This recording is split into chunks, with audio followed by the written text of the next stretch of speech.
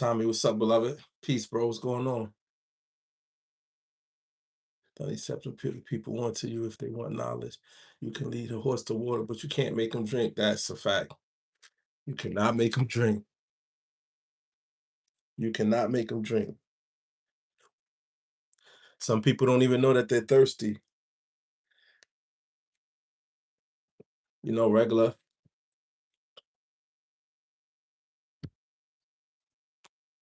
I do a little bit of both though. My thing is, even though I do, a lot of spiritual stuff, and I do have some techniques and tools, to cast out spirits to keep yourself in a certain vibration. But this ain't mine, man. This is the universe's. It's just the way things go. You know what I mean? When you start speaking of karma and the administration of karma, you know that's universal law. You know what I mean? It's like gravity. You could teach somebody to fly, but gravity's always gonna be gravity. Those rules always gonna apply. You know what I'm saying? I could teach you how to fly, but gravity is gonna be gravity, and those rules are always gonna apply. You know what I'm saying? So as above, so below. So we just figuring out how to navigate down here, man. That's all, man. You know what I'm saying?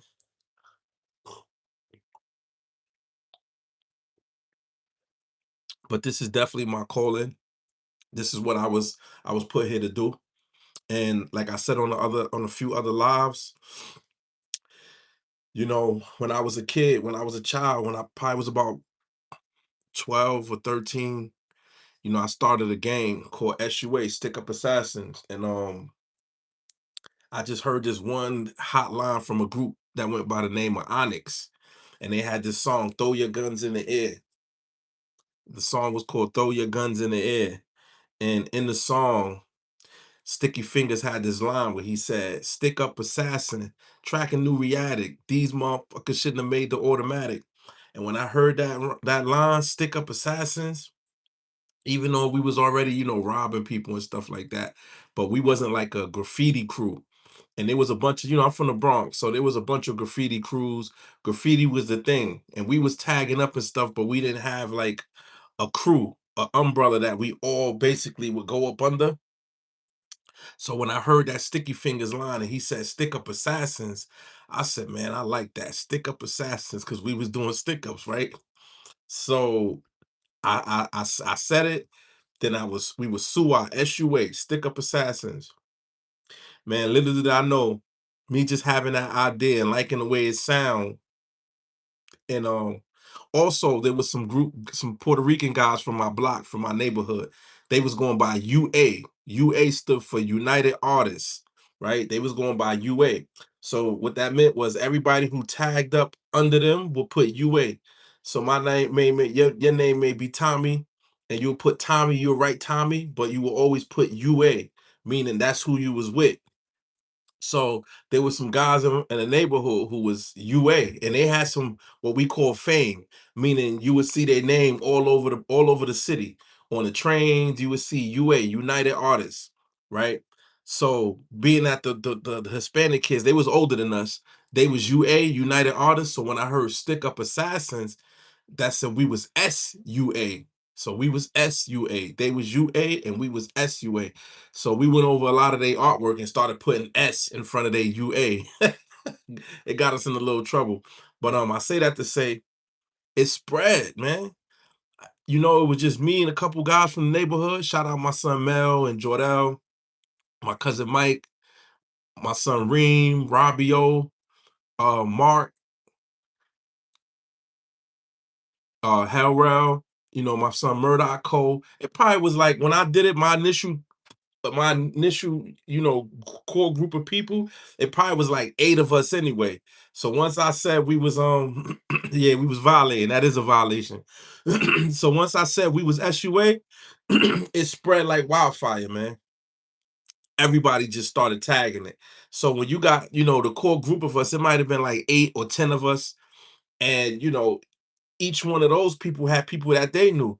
Man, before I knew it, I was meeting people and they was like, yeah, I'm SUA. You can't, I was bombing and it's like, oh, you can't bomb here. This is SUA territory and stuff like that. And I'm like, and it spread. And it spread so bad that at the junior high school and high school, I think I was in junior high school at the time, and they held a meeting. The whole school had to come to the auditorium, and the principal and the police, somebody from the police department, they had a whole meeting saying, don't join SUA, don't join this group to deface people's property. They're doing illegal acts. Do not join this group. They had a whole meeting to deter these, these kids from becoming SUA. It spread. It spread. It died out fast.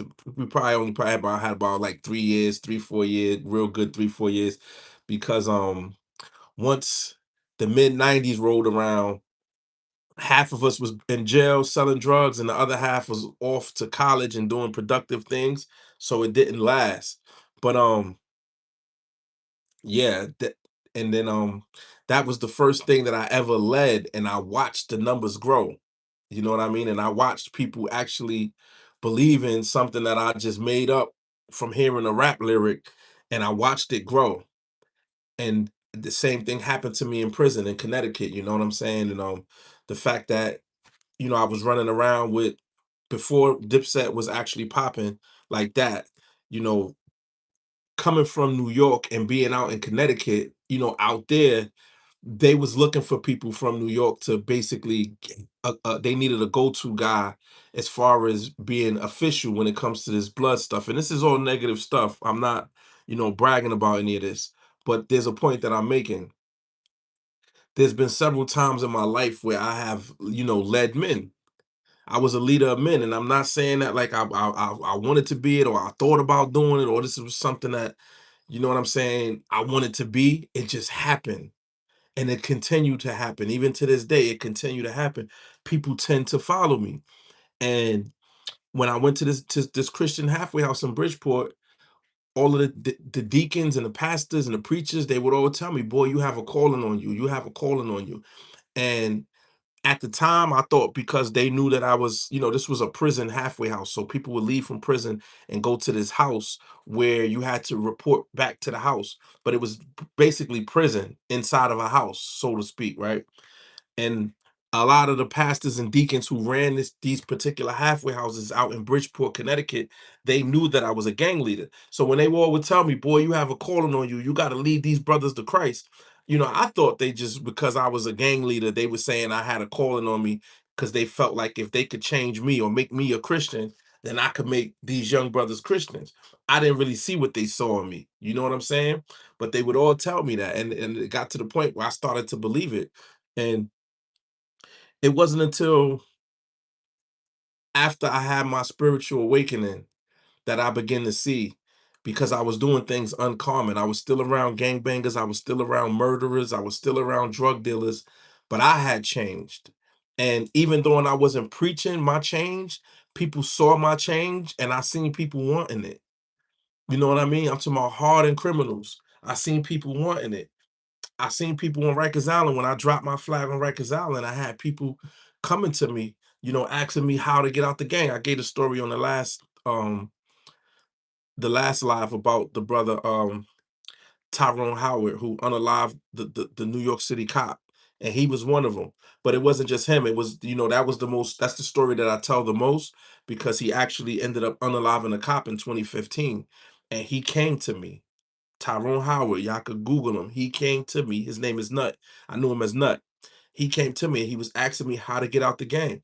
And I was surprised at how many people would come to me and ask me to get out the game. I was surprised that as I was bouncing around on Rikers, oh, you know him? Yeah, wow. Yeah, Nut. That's my son, man. Peanut. Yeah, yup. Peanut. Yup. That's a fact. And oh, oh yeah, you did say you was from LES, right? Lower East Side, I think he was from.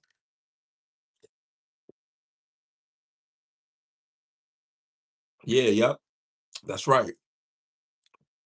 Wow, East Harlem, yep. So, I was surprised that when I was on Rikers Island and I was going from house to house, First Ave, okay, as I would bounce from house to house, if there was young brothers in the house that knew me from another, it's a unit. We call it house or cribs, but it's technically a cell block, a unit. And Rikers Island had this thing where every 3 to 4 months they would move you around. They would just move you. They didn't want nobody getting comfortable. So they didn't used to do that in the 90s, but this is something they implemented. So every 3, 4 months, I would move around. And I was there, almost 2 years. So I was surprised as well how I'll go to another unit. And because they bounce people around so much, and I had been there 2 years, if there was 30 to 50 guys in the unit, at least 6 or 7 of them would know me. But I was surprised because they would be waiting. He's the reason the feds raided the whole east side in 16 in April. Wow. I can imagine. You unalive a New York City cop, and he was beefing. That's why they was waiting for him. That's what ended up happening. He had shot at somebody, and he was on the run for that shooting. Did he turn Muslim? Out? Nah, I was locked up with him. I'm not in communication with him. I was locked up with him in 2014, 15 when he got locked up, and I didn't see him. He came home before me, and then I came home in 20 we both came home in 2015. And that's when he did that. Like the summer of 2015 is when he did that. So I hadn't seen him. When I seen him, he was blood. But I believe he probably turned Muslim. Yeah, him and somebody had a yeah, they was banging out and they was coming to lock him up. And he thought it was the beef or somebody. He shot at the D's and they chased him, and that's when all of that happened. So I don't know him from becoming Muslim. When I left him, he was blood. But like I said in the live, when I saw him, he came and sat. The last time I saw him, we had this long conversation, and he wanted to stop being. He was sex, money, murder. He was Blazer. He didn't want to be blood no more. And I was just telling him like, man, well, just don't come out the shoe. Don't come out the shoe. He was using dust. Wow, I wouldn't doubt it. I wouldn't doubt it. I wouldn't doubt it. He was a little off. His spirit was a little off, so I wouldn't doubt it. And I know a lot of people that smoke dust. When they're not dusted, they're still kind of slow. It does something to some people, not everybody. One of my right hand mans, he smoked dust. He still go to college. He's an electrician to this day. You know what I mean? But some people, they're never really fully themselves. But we had a long Yeah, he did. He unalived the cop. It's if you could go to YouTube and go to the news clippings, it was all over the news. Wh- Why you feel a way just because you told on someone and I call you a snitch. Tell me where did I lie? I ain't never said I felt the way about what you said, but love see your vibes. You do this all the time, man. You make your entrance trolling and saying something crazy, and then later on in the live, you work your way around. So I'll wait. I'll let your spirit settle back in, man. But how are you today, beloved? Vanilla, what's going on? Cream, what's Cream? How you doing? Happy Tuesday. I hope you're having a productive day too. I hope you're having a productive day too. Today's Wednesday, I think. Today's Wednesday. That's all right. I'll be a little off. I'll be a little off. Nah, I'm saying Peanut didn't know he was so high. Yeah, yeah, yeah, yeah, yeah, yeah. Okay, I thought you said you didn't know that he unalived the cop. Yeah, he may not have known that. You know what I'm saying? But but the point that I'm making and bringing him back up and the situation back up is, I was just always surprised, like, how people would just gravitate towards me and want me to teach them or want me to lead them, whether it was the negative gang banging stuff or hustling stuff. And then when I, changed and started dealing with Christ and vibration on the love and light vibration, the same thing. But I didn't realize that when the preachers used to tell me that I had a calling on my life, I didn't realize really what that meant until now I started moving in church circles and going to churches and being around a few Christians and having some Christian friends now. Now I know what that means. It means when they see that you are supposed to be lead men back to Christ or lead men to righteousness, so to speak. Yeah, I know how it would be. Yeah, he wanted out. He wanted out. Tell you the story? Oh, you probably wasn't here. But I was with him on Rikers Island. You said something about Alpo. I felt that I would make people wish they could be him. That would make people wish they could be him. I don't know what you mean by that. Explain. But yeah, as far as the peanut story go, I was with him in One Man. We was in One Man together, and he had cut somebody. He had clapped somebody in another crib. So before he even came to the unit, the COs was like, "Man, Peanut coming here. We don't want him here. We don't want to. Hey, Marlo. Hey, beautiful. Thank you for the gift. Thank you so much. Thank you so much. I appreciate you. I appreciate you." Yeah, so when before Nut came to One Main, we was in One Main when I met him. He had already cut somebody somewhere else. So the COs was saying they didn't want him. He start trouble or whatever the case may be. So before he got to the unit, I already heard him. So I already started. This is what I used to do. I already went to my cell and I already put my cover my window and I already started praying and meditating. Sometimes I'll be asking, the creator or the all in all not to put certain people in the unit where I'm at. You know what I'm saying? Not just for me, but just for the unit. I I don't like seeing people get cut, stabbed up. And for the most part, everywhere I went, it was kind of humble. So when I heard he was coming, I didn't know him. His name was just ringing on the island at that time. So what I did was peace, peace. So what I did was I went to my cell and I started praying. You know what I'm saying? Not that he wouldn't come. I don't be praying that they don't come. I ask for the creator to do the creator's will. And if it's meant for that person to come for whatever purpose, then so be it. But I ask that, their heart get filled overflowing with love, light, and unconditional love. I ask that to forgive them for whatever they have done. I ask it to lighten their load. I ask for strength and protection as I guide, the brothers in the unit and try to keep the unit vibrating on a Christ-like love and healing consciousness. I used to do this, just to keep the energy down and to keep the energy mellow.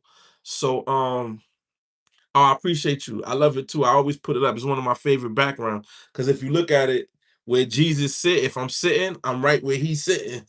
Kind of, you know what I mean? I love this picture. So I already went and prayed and meditated before he got to the unit. So when he got to the unit, he a short, little, light skinned, high yellow kid, but you could see, sometimes you could see the demons in people, man. You could see it in their eyes. I saw it in his eyes. I saw it in his eyes. And he came with another individual. It was two people that came. I knew that he was Nut. I knew he was Peanut. I knew that he was the one the COs was talking about. And the other dude, he was tall, had dreads, and but he had like a meek look to him. He was meek. Peanut, soon as he came, he was scouring the unit. I knew. Because gangbanger times, they want to find out who's in the crib, who's in the unit, if their enemies is in the unit. You know what I'm saying? They don't pack, they leave a bag right there. The other guy, his bags was open. He had several bags. Peanut, he had all his bags tied together. He left it by the door. Then he came in the unit looking before he even went and grabbed his bag. You know what that means if you've been to Rikers Island. That's like, or if I got to do something to somebody, I'm gonna leave my stuff packed by the door so I don't lose nothing. So I already peeped that it was him as soon as he came in and the type of time he was on, and he had heard about me because I was selling drugs at the time. He had heard about me. I had these same glasses, so Rikers Island is like a small little community. He probably already asked, "Oh, where you going?" "Oh, he going to One Man." "Who in One Man?" "Oh," and they'll tell you, the inmates will tell you who's over there before you already get there. So once he seen me with the glasses, he probably already knew. Oh, that's the dude who was Mac Baller. He's over there. He be getting the weed in and stuff like that. So he already knew. And so he took a liking to me off the bat. And I told him, I said, "Bro, I'm not with the violence. If you could keep the gang banging down, the blood phone is right here. This is the situation. Boom, boom, boom, boom, boom." And he was cordial. He didn't cut nobody. He didn't wild out too much. And that's when he started asking me because he basically was like, "Yo, I heard your name," and he was asking me like, "Why did I stop banging?" And I was like, "I ain't telling nobody. I'm not here for sexually assaulting nobody. I'm just done with it. I'm done with it." I was at the time I was 35 years old. I had been, blood since I was 17. So I was like, "Man, I'm done with it. I don't want to do it no more. It's senseless." And I was, after a while, I told him I didn't just run around telling people I had a spiritual awakening.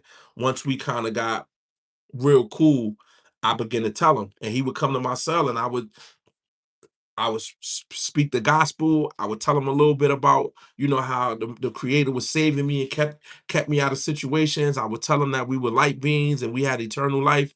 I would tell him, and he would just sit and listen and ask questions.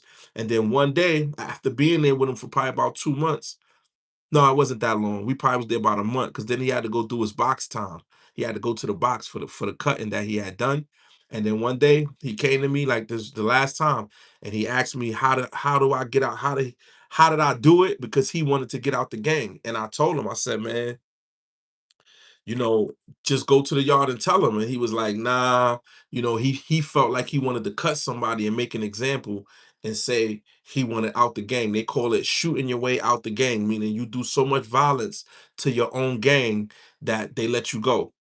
Normally, as if you want to get in another gang, so you'll start cutting your own gang or shooting your own gang until the gang that your gang is warring with accept you. So they call it shooting their way out. So he was like, nah, I'm not gonna stay in. I'm not gonna check in. I'm not gonna not come out of solitary confinement. Because that's what I told him. I said, if you worry about doing violence to people, just don't come out of solitary confinement and tell them you're done. You know what I mean? He was like, nah, I'd rather shoot my way out. You know what I'm saying? But and then I saw him on the news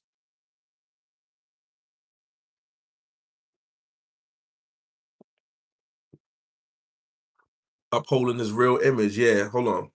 Let me go back. I might have missed some of y'all comments. The Last Supper, Peanut got Benz to unalive Yoshi. Oh, he got somebody. Obizo did 20 years for that. He home. Peanut mad little. Yeah, he a little dude, man. You said Alpo said when he told everyone started hating him, but the people really hated him with life. They wish they could tell and be free. They couldn't tell, so they was upholding the real image.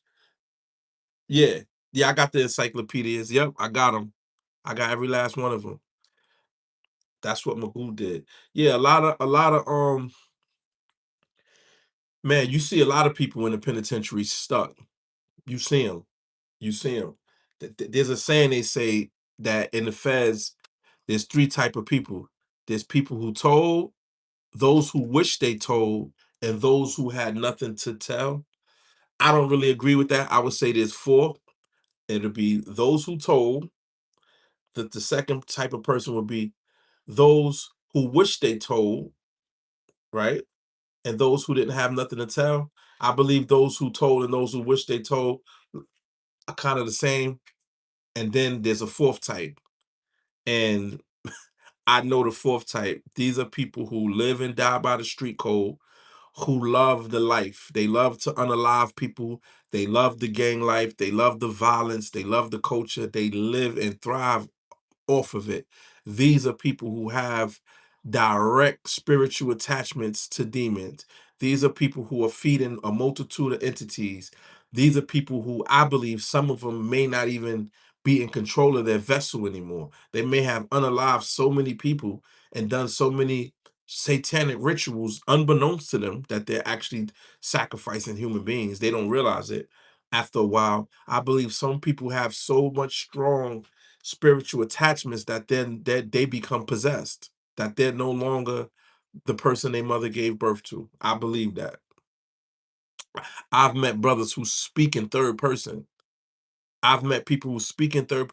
I've met a brother who he was from Memphis, Tennessee, and he unalived a lot of people. They gave him, he was younger than me. So if I was 20, I was 23. When I was in Leavenworth, I was the oldest I could have been was 24, 25. This brother was younger than me. His name was Smiley. That wasn't what they called him in the streets, though. People started calling him Smiley because all he did was smile to himself. He had a big, bright smile. I mean, a big old smile. Young brother. All he did was smile. And they call him Smiley. He had like 3 or 4 life sentences plus 100 and something stupid, like 115 years or 112 years. And I was like, well, why did they give him, what was the whole 112 years about? I guess he had caught somebody and he shot the person 112 or 111, whatever the number, it was over 100. I don't remember the exact number, but it was over 100 times. So he had like 3 or 4 life sentences plus 105 years, and they called him Smile. He talked about himself in third person.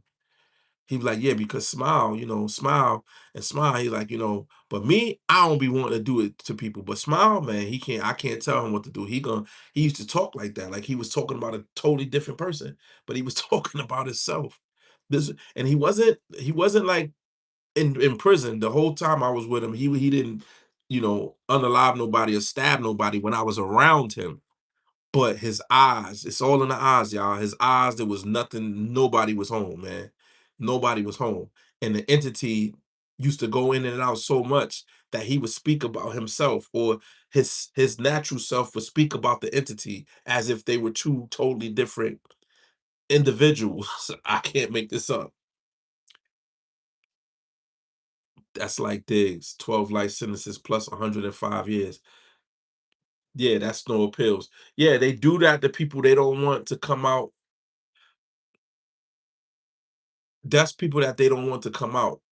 That's people they don't want to come out. Yeah, Charles Manson used to do it too. Yeah, that's people they don't want to come home because like Gerald Miller, Prince from the Preacher Crew. I got a video up about Prince. When I left Prince, Prince had 6 life sentences. When I left him in Leavenworth, he had 6 consecutive life sentences. I wasn't wishing jail on him, but I used to see him. He used to do his law library. When I was there, he gave back a gun charge. And I think they took off 10 years or 12 years or something like that. And he came back and people had a party. They had a big old seafood party. They were celebrating because he gave back this gun case. And in my young mind, I'm like, man, you got 6 life sentences.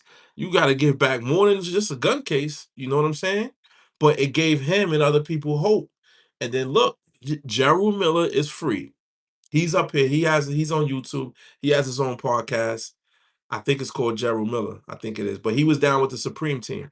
And he was the guy 50 Cent used to rap about. But he had 6 life sentences. To be honest with you, I thought he was never coming home. I'm being honest. So when I heard he was home, I was like, wow. But at the time, I didn't know that he didn't unalive anybody. He didn't get charged with any unalivings. He just got overcharged because Fat Cat, which was an associate of the Supreme Team, they was responsible for unaliving a New York City cop, a rookie cop. And then Fat Cat also tried to have his probation officer or parole officer unalived as well. So they was doing so much unaliving in Jamaica, Queens. I think when they got Prince because he was violent, they overcharged him and they gave him 6 life sentences.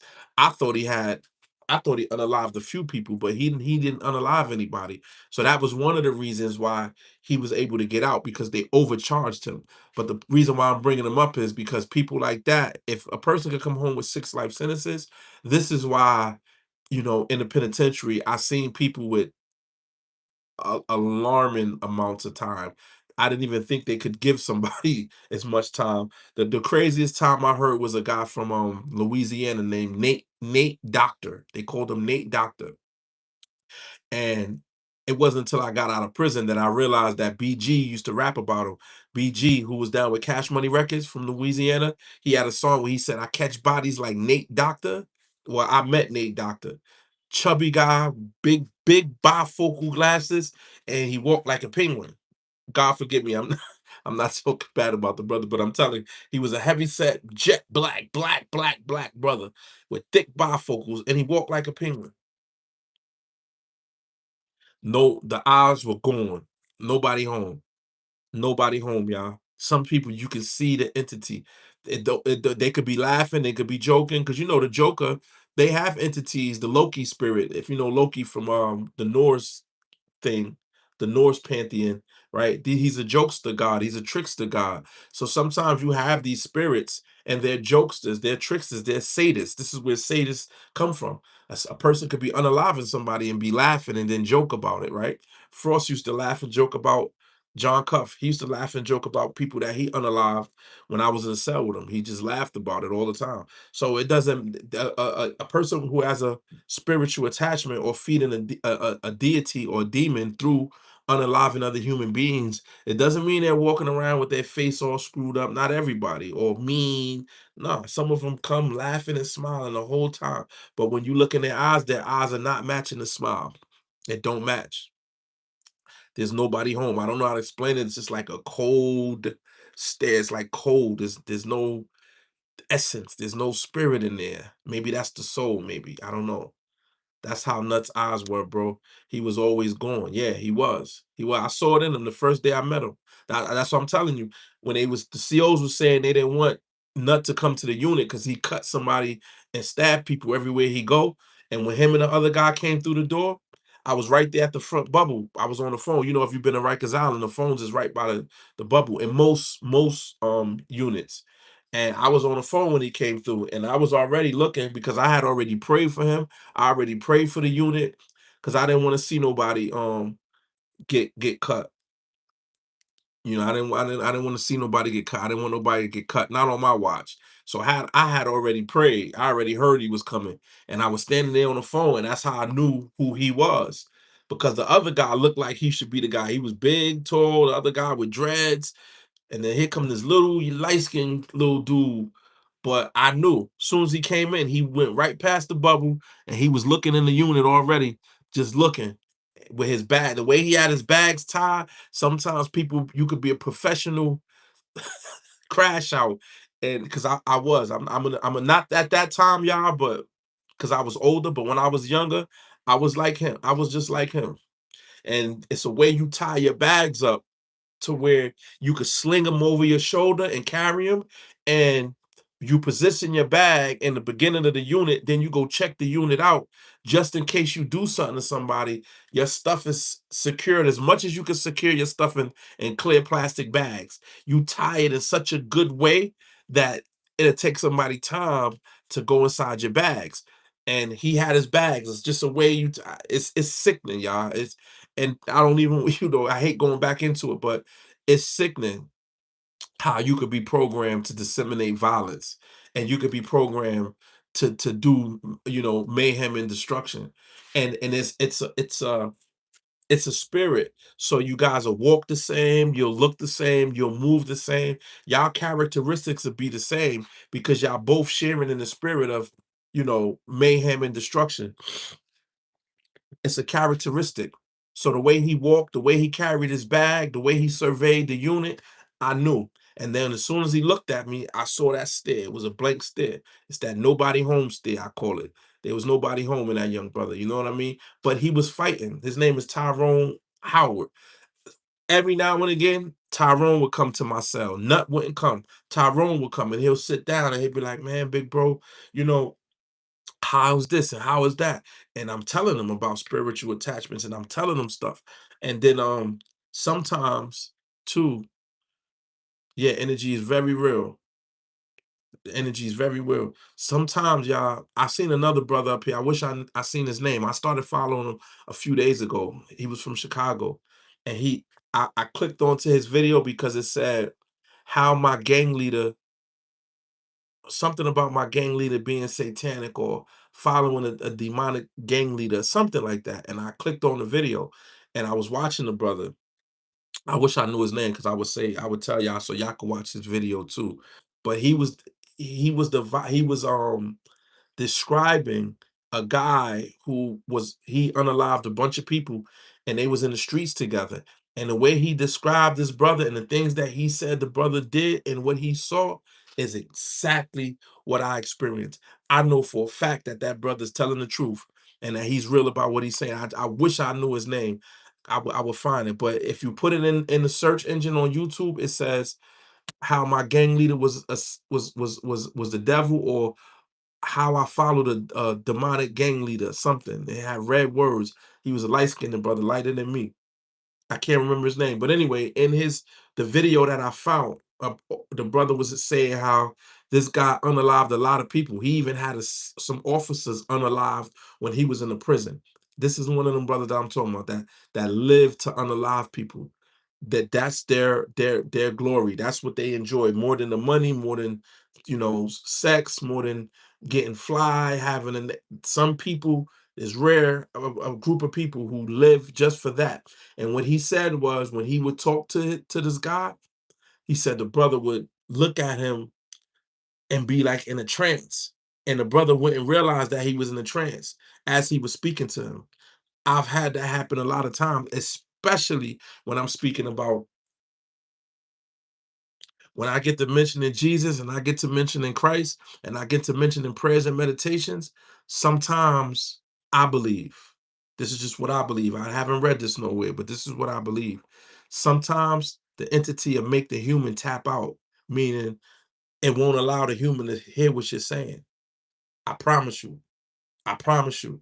And I thought that this was happening because you'll talk to somebody, you'll talk to them, and then they'll be like, they'll look at you like that, or they'll be, they'll be stuck like that. And as you talking, you'll be like, yo, you hear me? You hear me? Sometimes they'll snap out of it in here, and sometimes they'll just be. So when it continues to happen, it happened to me one time, and I asked the brother, did you hear what I was saying? He was like, yeah. I was like, well, what I said. And he cut out a whole all the important part and went back to when we started the conversation. He had missed all the stuff that I was telling him about detaching the spirit from him. He missed all of that. So that's when I began to realize that I thought that that was happening. So when his brother began to say what he was saying about the brother he was in contact with, I knew he was telling the truth because I have experienced the same thing. Hold on, good question. Let me see what y'all talking about. Somebody asked a question. That's how nut eyes were. No, that's not it. Energy is real. That's why I don't deal with people. Do you think some people are born with demonic spirits to unalive people? Yes. Yes. They may have been that way in another life. I just my belief. As a person who follows Christ, a lot of Christian brothers won't agree because I do overstand. I don't want to say believe, but I do understand that some souls do reincarnate. Most souls do reincarnate. I believe that some people are born that way, that they were like that in another life, and they don't come back to before they learn their lesson, they probably come back with more of the spirit that they just left. If you life, I don't mean life, the spirit. I, when I say spirit and life, because I believe the soul is what's eternal. I believe the spirit is the energy of the soul. I believe the spirit is the energy. If you have a lot of spirit, then you have a lot of soul. And when you have a big soul, your spirit becomes bright. And those are the people who people idolize or follow. They have so much of that. Their spirit is so big that their spirit feeds other people. So what I believe is when these brothers and sisters come back into this realm of reality because they was like that in a past life, some of them come right back into it. And because these demons are thousands of years old, they're old, there ain't nothing new about them. I believe that some of them know when that soul is coming back into this realm of reality. Like, for instance, Hitler, right? When he was unalived and if he didn't go straight to hell, because I do believe there is a place that we know of as hell. There is a place that some people go directly there. They may have to go directly there, and they soul, that fire or that burn has to purify that soul before that soul could even come back. But let's just say hypothetically, Hitler didn't go straight to hell. When he's coming back in through the triple stages of darkness and he's being reborn again into a physical vessel, I believe that there are some that knows that soul is coming back. And I believe they be waiting right there for him. I believe they be waiting right there for him. I believe that. Some people are just that's just who they are. I believe that.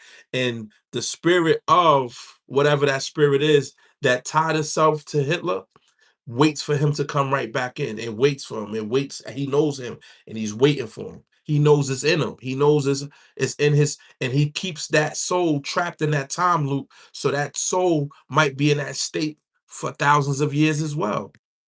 For thousands of years as well. It's going to take a lot for that soul to wake up and be able to change and to be reborn and to start its process back to all in all. If y'all understand what I'm saying, some people are born that way. Some people are born that way, and I'm not making light of it or justifying it because I try not to say certain things because then people would think that I'm okay with certain stuff if I say certain stuff. But it is what it is, y'all. This is my truth, and I'm gonna always tell y'all my truth and what I feel and how I feel. When you see those instances If y'all remember the couple who unalived their baby in the desert when they was living out in the desert and they had a whole bunch of children. This is probably, I don't think it's about 10 years old. It was a black couple, and I think they were saying they was Hebrew Israelites, and they was living like in a camper out in the desert out west, and they unalived their child, and then they malnourished a whole bunch of other children. And then there's another one with a sister who unalived her child, and the child was acting up and doing a lot of stuff, but she kept saying that there was a demon in her child. Well, I believe in those instances that the generational curse on some families be so powerful that both things was true. She definitely had a spiritual attachment herself, and that child might have had demons in it. It might have. It might have. Yeah, she had a, and I'm not saying all, because sometimes some women will say that about their child and unalive their child. Sometimes there's been a numerous of occasions where that happens, and it's just my recollection or my overstanding that sometimes the demon or the spirit that's attached to this woman sees the spirit or the past life of that child, and that's when things like that happen. She's not just crazy and she did that because she was crazy. Those are spiritual attacks. Though that is spiritual warfare. That is spiritual warfare. And we can't think that not all times do a demon like another demon. They don't run in packs all the time. Sometimes they do, but sometimes they don't run in packs. So if I have a spiritual attachment or have a demon in me, cancel, cancel, cancel, and there's a demon attached to another person, they may unalive each other. They may unalive on each other, because you have some demons or some of these fallen angels who think it's their duty to unalive unclean spirits and unclean people, and they're unclean them damn selves. They have personalities like human beings. They do. They're like human beings in this way. They're more older and ancient and more delusional in their thought patterns, but they do have the traits and personalities of human beings. You know how you got people running around preaching the gospel and teaching, but secretly they're doing shit they ain't supposed to be doing. And then they run around talking about how everybody going to hell and you need to be prayed for and all of this. But secretly, they're doing shit they ain't supposed to be doing. Well, demons are the same way. When I was in prison just now, when you go to the units, the main guys who was looking for the snitches, oh, I hate snitches, I hate snitches. Those be the main guys who be snitches. And then they'll be attacking other people for snitching. And then you go somewhere else and you find out that he's a snitch. And you be like, he just cut this person and stabbed this person. And then they be like, no, here's his paperwork right here. This is his name. He's a snitch too. And I'd be like, well, and he'll be running around cutting people and stabbing people like he don't like snitches, but he's a snitch. So they do the same thing, y'all. They do the exact same thing. Have I been baptized as a child? I think I was. I think I was, because I had a godmother, and I was born in the 70s. So when you had a godmother, you probably was baptized. So I probably was. I don't know. I gotta ask my aunt.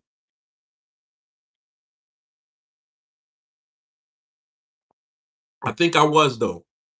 I think I was. I remember pictures. So I think I was baptized. 34 people hit the like button. I appreciate you, beloved. Definitely. And that's where they go to hell. I thought so. But so yeah, um, I do believe some people are born like that, and I'm glad you said that because I believe the same. A spirit tried to kill me when I was on crack. Wow, wow, yeah. And drugs are, when they say drugs are gateway and door opener. The term drugs itself, if you Google it, drug is a spirit itself. Drug is the demon of illusion. I believe it's an Arabic term, I believe. It's the demon of illusion. That's what drug is. Alcohol, alcohol. Alcohol comes from the term alcohol. Alcohol is a flesh-eating spirit. And we call wine spirits. So drugs, alcohol, all of these things that change a person's, personality or way of thinking, they're all named after spirits. This is not made up. So this is why, it's good to know etymology and where names and terms come from. And this is why it's not no, it's not a real conspiracy because somebody knew this when they named these things what they named it. Somebody knew it. Somebody knew that alcohol was a drug eating spirit, and they knew that alcohol is allows spirits into you. When they made up the term drugs, they knew that drug was a spirit of illusion. So they named all drugs drugs. They knew that. But when we take it and we apply it to the English language, we just walk around and we just think that it's a joke. And when people say, "Oh, he was fighting his demons," we say, "Oh yeah, he had a drug habit or he had an alcohol habit."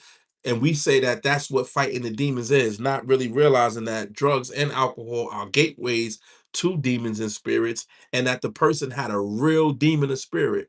Crack cocaine, heroin, opiates, whatever it was, sex, even sex. I don't sex is not a term. I seen something where they were saying sex is like a hex, where sex means ritual. I seen something like that, but it's not in none of the books that I came across. But I believe that it is a ritual. It definitely is a ritual. It's one of the most sacred and powerful things you can do down here as a human being. And this is why it's the number one cause of people being unalive. The number one, not money, not gangbanging, not drugs, none of that. The number one cause is relations between a man and a woman, or how whatever floats this new boat with these communities, the LGBTQ and all of that stuff. That's why it's the number one, because it's one of the most sacred things you could do. So if sex does mean come from a term of hex or ritual, it definitely is a hex and it definitely is a ritual. How we do it down here, we don't, we're not, most of us, we're not married and practicing certain practices. We're not fasting and praying and meditating together, and we're not just doing it for the sake of procreating. We down here doing it to feed this flesh most of the times. Even when you married, you keep it real. Even when you married and y'all married and stuff like that, you think the married couples and y'all both into Christ or full devout Muslims or whatever your belief system is. You think the man and the woman say, "Oh well, we're gonna do this to procreate"? No, they get a little, hot and a little horny, and it go down. It ain't about procreation, it's about gratification. Sandbox salute, bro. Shout out Zip. Who Zip with the drip? Oh, you've been clean since '06. Okay. Jesse, I'm glad you clean. My light on. What did I do? Light off. I'm glad you're clean. My mom, my mother, my aunt, they used to smoke crack. My father was addicted to heroin. They're all clean now. They all been clean for years. You know what I'm saying? So I know, and I was out there, so I know what it's like. Oh, that Zip man. Okay, Zip was in here one time. Was a lot of trans locked up when you were, yeah, where I was at.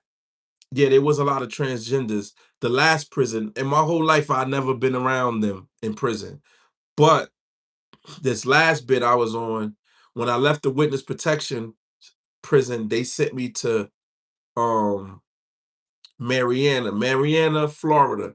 And Mariana, Florida was what they call a dropout unit, a dropout prison. So that's where they send all of the inmates who can't live in general population with other inmates. So you had all the snitches, all the people who left gangs, got kicked out of their gang. They weren't snitches. A lot of the Mexicans got kicked out of their gangs for a multitude of reasons. So you had people who wasn't a snitch or wasn't, you know, or a rapist or a child molester. They was just there because they got kicked out of their gang. So you had snitches, guys who couldn't be in gangs. You had rapists, child molesters, and then you had transgenders. So all the dropout units in the United States of America, I'm not talking about the witness protection. Witness protection units and gang dropout units is two different things. Witness protection unit, there's only 600 people in the witness protection. That's it. It's about 10 units, and each unit got anywhere from 40 to 60 people on it. That's a different class. I left out of that unit and went to the dropout unit. The only thing they have in common is both groups of people can't live with the killers and the people who are not snitches, child molesters, rapists, or transgenders. So When I went to Mariana, it was full of snitches, rapists, child molesters, transgenders, and people who couldn't walk regular yards. And it was full of transgenders. The whole prison was rapists, child molesters, and transgenders. And it was just a little sprinkle of snitches and people who can't be in regular gangs. There was only a little bit of us, that group of people. But there was a lot. There was a lot of them, transgenders in this jail. I mean, people who look just like women. You would, if you didn't know you was in a man's prison, you wouldn't even know that that was not a woman. You know what I'm saying? But yeah, there was a lot in that prison. But that was the most I've experienced it. In my 18 years in and out of prison, you don't see it like that in regular yards. Does it happen? Yeah, here and there. If there's 2,500 men, there might be you know, 10 openly 10 or 20 openly gay inmates. It's not like within the movies where people try to make it seem like everybody in prison is gay. That's not true. There are a lot of guys who are undercover, but they're not gonna allow that to be seen, if that makes any sense. They're not openly, most guys are not openly gonna do that. The only time you really see there's openly relationships like that is when guys ain't never going home. So when a guy's never going home, he don't care about what the streets is gonna say. You understand what I'm saying? If he think that he's not, I was in Queens with Dev. Which Dev? Dev from Cortland? I was with Dev too. Or you talking about Dev from my neighborhood? Because there's a Dev from my neighborhood, Mac Baller Dev. He got cut. He's actually in the pictures in the video I just put up of Hell Rell, me sitting down with China Brim 050. The last video I put up, Dev is in the picture with me. If you're talking about the Dev from my neighborhood. Or you might be talking about the Dev that had four bodies. He unalived like 4 people in Cortland. From Cortland, yeah, I was with him. I was with him. We was in Brooklyn together. He was in the witness protection jail that I was in, but he had bust somebody in the head with a pool ball and they kicked him out. And he went home. He was dating Tiana Taylor. They said he went out there and was messing with Tiana Taylor again. He's out. He's in New York somewhere running around. He I wouldn't say he didn't have those eyes though. I think he unalived like 2 or 3, maybe 4 people. I know he had like 4 cases. So I don't know if he did all the unaliving, if he did 1 or 2, but he didn't have that. He didn't have the eyes, but he definitely had the mentality. Something was wrong with him too. He went home and was, trying to unalive people for calling him a snitch when he did snitch. So I don't know. I do not know, but I was with him. Do you remember Nietas? They was getting married on the yard. Yeah, yeah, I remember the Nietas. They the only gang that had a rule. The Nietas, which is a Puerto Rican gang from Puerto Rico, which is one of the reasons why the Bloods in New York City was founded. The Nietas had a rule that they could get mad, that they can mess with men. All gangs have rules against this, and this is why things are not public in prison. For those who never been to prison, there's 63 people in here, so I know everybody hasn't been to prison. So it's taboo. On TV. It shows that everybody in jail is gay. It's not really like that in prison. However, the main reason why it's like that, and most guys who are gay are undercover gay, is because the gangs don't approve of men being gay. You can't be in the gang and be gay. A child molester, a snitch, a rapist, or gay. You can't be in a gang and be any of those things. If they find out you any of those things, they're gonna do something to you. So this is why it's not openly and rampant in prison. The guys who are openly with it, they either got life or they're not in the gang, and then they just doing it openly. So that's a small percentage of the population. Now, Tommy just brought up the Nietas, which is true. Nietas was a gang from Puerto Rico, and it was a Puerto Rican gang. They're the only gang. And I'm gonna say only. I've been in a prison. I've been to the federal system. I know all the rules in every gang that I know of. They are the only gang that had it in their literature, in their paperwork, that they could marry a man and they can be with a man. The only rule was to not cheat or sleep with another gang member's girlfriend or boyfriend. I swear to y'all. It's sick. It is sick. And I love my Puerto Rican brothers and sisters, but Spanish people are they have a very horny spirit. Spanish people, I love them to death. And I was when I grew up at one time, all I wanted was a Puerto Rican or a Dominican. It wasn't until I got older till I started appreciating my black sisters. But in my early years, growing up in the Bronx, man, at one point, all I wanted was a Puerto Rican and a Dominican. So I am by no means shaming my Hispanic or Latin, whatever term, bullshit term you want to use. They just another shade of black. But I'm by no all means throwing shade, but Puerto Ricans are some of the horniest people. I grew up with it around y'all, so I'm not disrespecting y'all. I love Puerto Ricans, but they are some horny people. For them to have the gang that says, I'm still on, for them to have a gang that says it's okay to be gay when it's taboo in all the other gangs, it's outrageous. It's outrageous.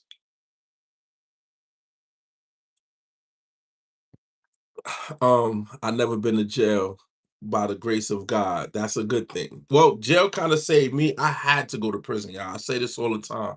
I had to go to prison. If I would have never went to prison, I would have never been able to have discernment. I practiced and learned discernment in prison before I was even spiritual. When I was gang banging, I had an eye. I could just see. Gangbangers got a certain walk and a certain movement to them. I swear, it's the same spirit. It's the same spirit. I think I'm gonna do a whole video on that one day. It's the same spirit. And what I mean by that, I'm gonna read y'all comments in a second. I'm gonna go back and read them. And what I mean by the same spirit is if we're, let's just say, blood, and each blood gang will have its own prayers, pledges, and bylaws, and you had to memorize these things. You had to memorize these things. There was one time, they don't do it no more, but when I became blood, they automatically changed your name. They used to do that. And even if you kept your name, let's say your name was Ty, they would put Bloody Ty. So you couldn't say your name was just Ty. You would have to be like Bloody Ty, right? So when you take an oath, a prayer, and a pledge, and then you change your name. Now your name is Bloody Tom. And when we used to address each other, we used to have this whole rhetoric that we would say to each other. It'd be like, you say, "Oh, who you be?" This was a question that another blood gang member would ask another blood gang member. And it was a whole particular way to respond to that. And it would go like this. I promise. This is just how it used to go. Somebody would walk up to me and be like, "Who you be?" And I'd be like, more or less, I'll be Bloody Drama, aka Bloody Bucks, as in funds, as in guns, repping that notorious hot set, GKB, Julius 120, 1020, Julius B. Sunny, ain't a damn thing funny, represent this whole rhetoric, right? And then he would say, "Peace, blood," and I would say, "Peace, Almighty." And we would throw this up, which this is 666, right? So we would throw this up. This is technically 666. We didn't know it, but this is 666. And this is also something when you counting, with the mandala, this is all spiritual shit.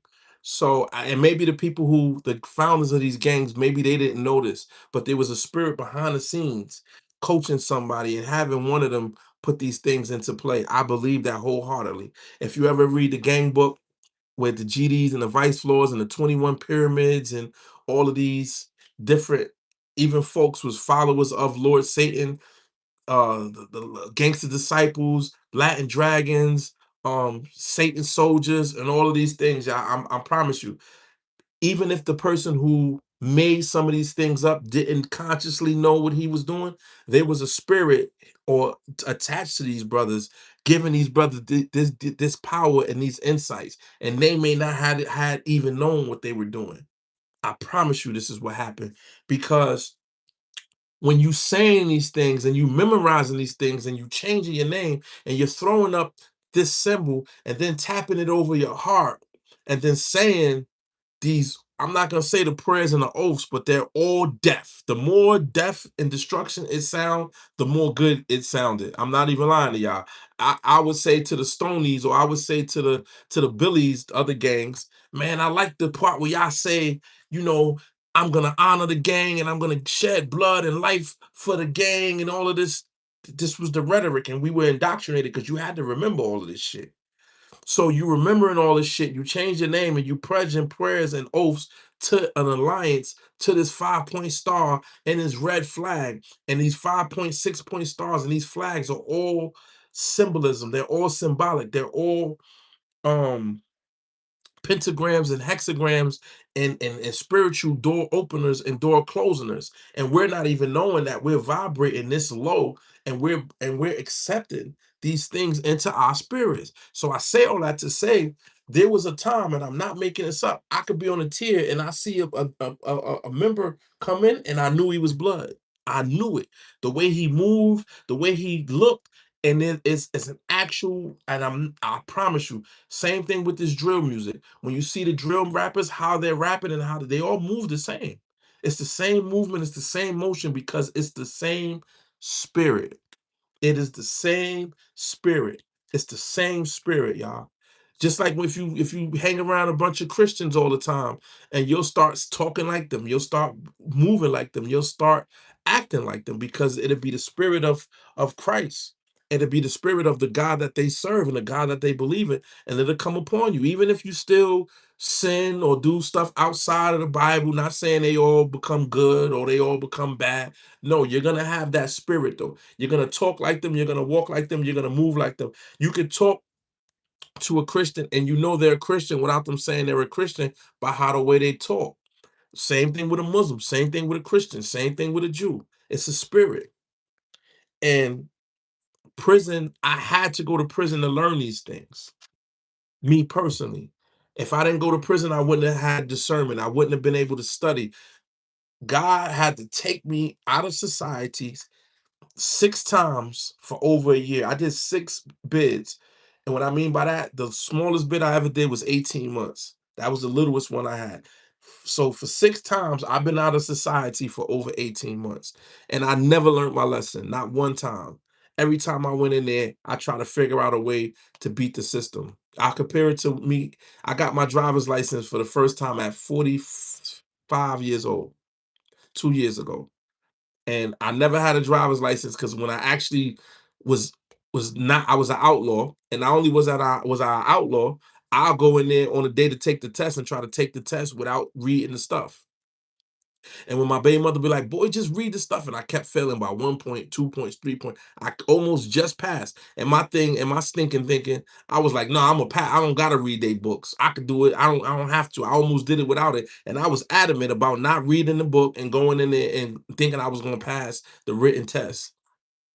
That's just who I was. And every time I thought, nah, I'm gonna do it. Stubborn, thinking I could beat the system and I could figure something out. I could reinvent the wheel. That was me. And I was like that in the streets, the same way. I get arrested for something and I'll sit in prison no matter how long I was in there and try to figure out a way not to let that happen again. And you know what? Look how the God and the devil works with me, y'all. I'm gonna read y'all comments. I'm not ignoring. I'm gonna go back. I'm flowing right now. Sometimes that happens. So not only did I need to go to prison because I kept trying to learn to cheat the system. Look what the devil would do. Every time I got locked up, all 6 times, whatever I got locked up for, I'll figure out a way around it, and I would never get locked up for the same thing, even though it was the same thing. Running the streets, selling drugs. It's overall the same thing. But my first cases as a child was doing robberies. I don't count those times.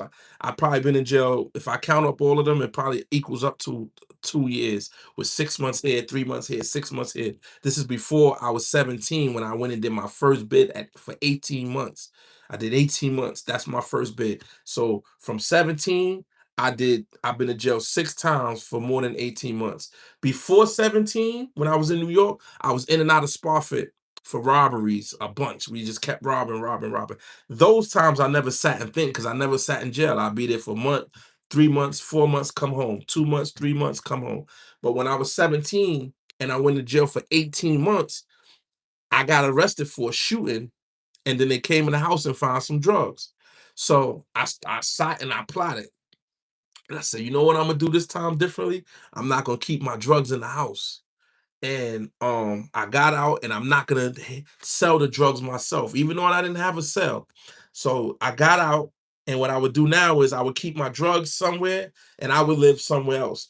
I wouldn't be the one doing all the running around. So I found people and let them do the running around. Second time I got locked up was for a shooting, another shooting. So the first 2 times I did bids was for shootings, and I did 5 years that time, right? So now I'm like, "You know what Imma do? From now on, Imma stop because people are afraid of me and I'm not getting in no trouble for violence. I'm not gonna shoot nobody unless I have to, or I'm not gonna be busting my gun because nobody mess with me anyway. All I gotta do is just sell drugs and I'm not gonna go back to jail. The violence is what keeps me getting locked up because I keep wanting to shoot guns and do violence. So let me just stop shooting my gun off because I never really got arrested for drugs. I kept getting arrested for robberies and shootings, right? All the other times. So, and mind you, I'm like 28 when I catch my first drug case. So all them years, I'm just figuring out a new way. So I gets locked up at 28 for my first actual drug case. My first actual drug case. They caught me coming off the highway with a quarter kilo, right? Now I get locked up. So I'm sitting on that bed and I'm like, when I get out this time, I'm never touching the drugs because I don't have to. So I sat in jail 2.5 years, y'all. And I'm like, all right, when I get out this time, when my man give me the drugs, I'm gonna have somebody go get the drugs. And then when they go get the drugs, I'm gonna have them put the drugs together, bring the drugs to Connecticut, bring the drugs to PA. I'm not gonna never touch the drugs. They're gonna do all the work. And I'm gonna just sit back and collect the money. I'm not gonna keep going back, but that was my third time at 28 was the first time I got an actual drug case. And I was just always trying to reinvent the wheel. I had to keep going back and forth to prison. I was never gonna stop. I was never gonna stop. And when they put their handcuffs on me the last time, which is for a drug case, which is only my second drug case at the age of 37. So 28, I got locked for my first drug case, and almost 38, I got locked for my second drug case. So in my whole 38 years of criminal activity, I only had 2 real drug cases because I thought I could beat the system. And this last time, I skipped all the other times, but the last time when I almost got life for drugs, you know what happened? This was the least amount of time I was around the drugs. I wasn't even in the state of Pennsylvania half the time, and I still got a federal indictment. The one time I decided to ride in the car with a little bit of drugs that belonged to somebody else, it wasn't about the drugs. When they got arrested, they already had warrants to come get me for all the stuff that members of my gang drug organization was doing in Pennsylvania. So I said that to say I was the type of person who, no matter how much you touch the fire, you could tell me don't touch the fire. I could see everybody getting burnt, and I'm watching the whole time, and I'm like, maybe if I lick my finger before I touch it, I won't get burned. Maybe if I lick my finger, then blow on it and touch it, my hand won't get burned. And every time I get burned, instead of me saying I'm gonna get burned, I'm gonna sit there and still try to figure out how I could touch this fire. And I don't care how many people get burned, I'm thinking in my mind that I'm gonna be the one to not get burned. So I had to go to prison. I had to get hit, be facing a life sentence. I had to give up all those murders. I had to give up all those homicides. I had to clean my system. I had to make sure that the gang and everybody that I knew in the street life would never deal with me again. As I'm praying and meditating and asking Yahshua Yahweh, Jesus Christ, to fill my spirit with his spirit so I could walk how he walked, I had to have more than just jail, more than just God. I needed the works. I needed the works. I needed the works because I was just gonna keep on, keep on, keeping on, keeping on, keeping on. You know what I'm saying? I had to. Hold on, let me read some of the comments, y'all. My bad. Sometimes I get to going like that. Let me see where we at. Oh man, it's a lot of comments. Read if I'm gonna read all these. Did you? All right, I think we was right here. That's crazy. Some stuff. What is the purpose of the picture you have hanging behind you? Oh, it's the Last Supper. That's what my this whole live is basically about. I always put these titles up, but I get off titles. But my purpose, and my purpose is to spread not the word of Christ, but the consciousness of Christ, and to live like Christ, so we can heal ourselves, so we can get eternal life, so we can stop reincarnating into this third dimension. That's my purpose. For what? What is the purpose? What is the purpose? How do you know when a person is a gang member? By the way they walk, the way they talk, the way they move. That's why I went down that whole rabbit hole. I believe that it is a spirit. It's a spirit. Gang banging is a spirit. Each gang has its own particular spirit, And when you take on the attributes and the doctrine of these gangs, you take on that spirit, and they walk the same and they talk the same. I used to could spot my gang members from a mile away.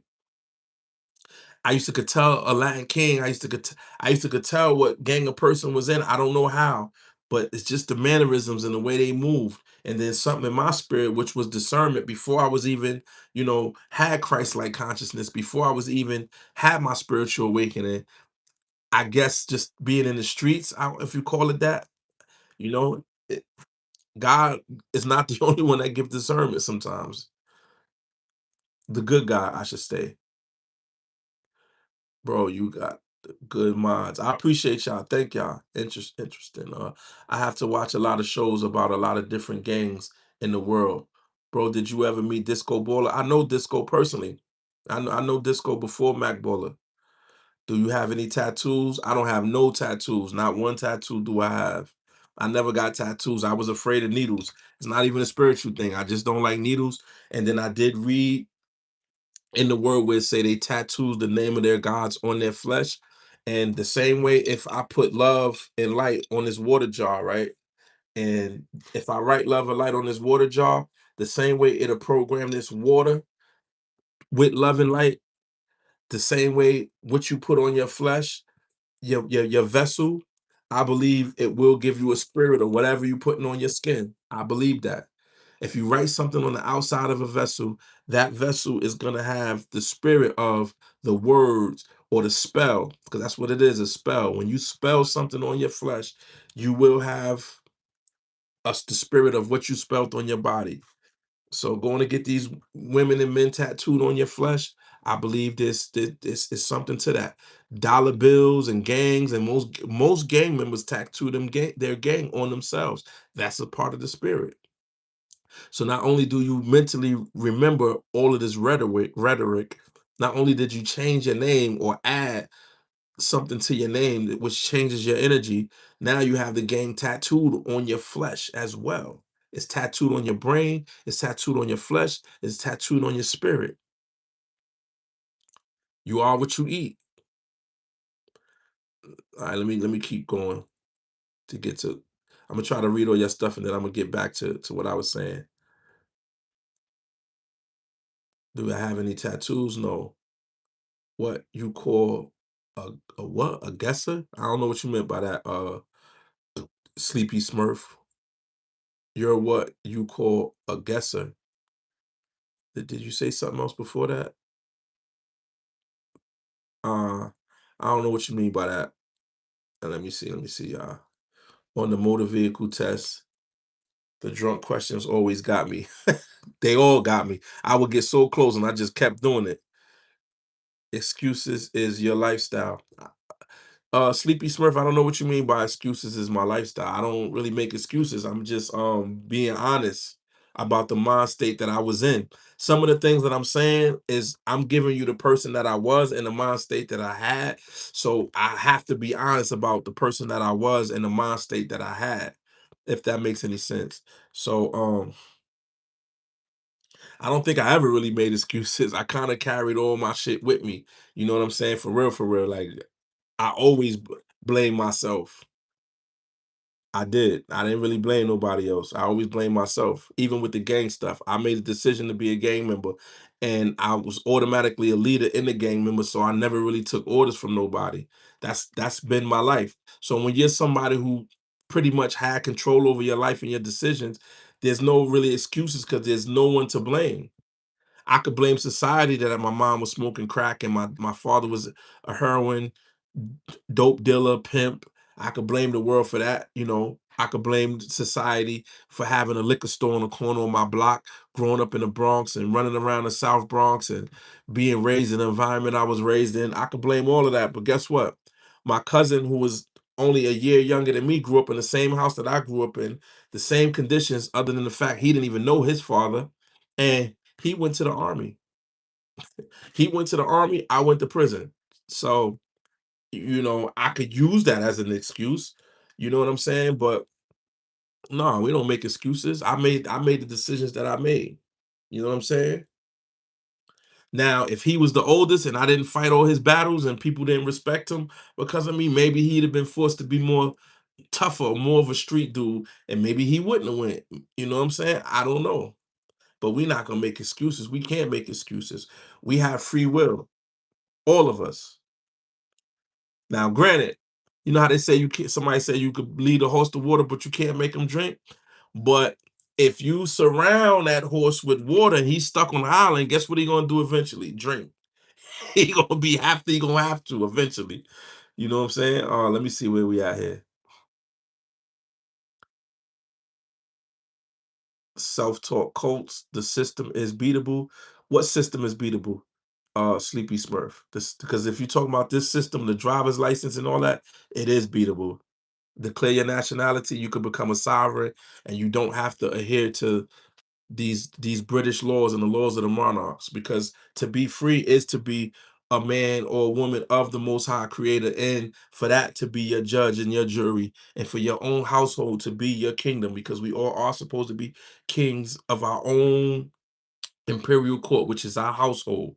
We are.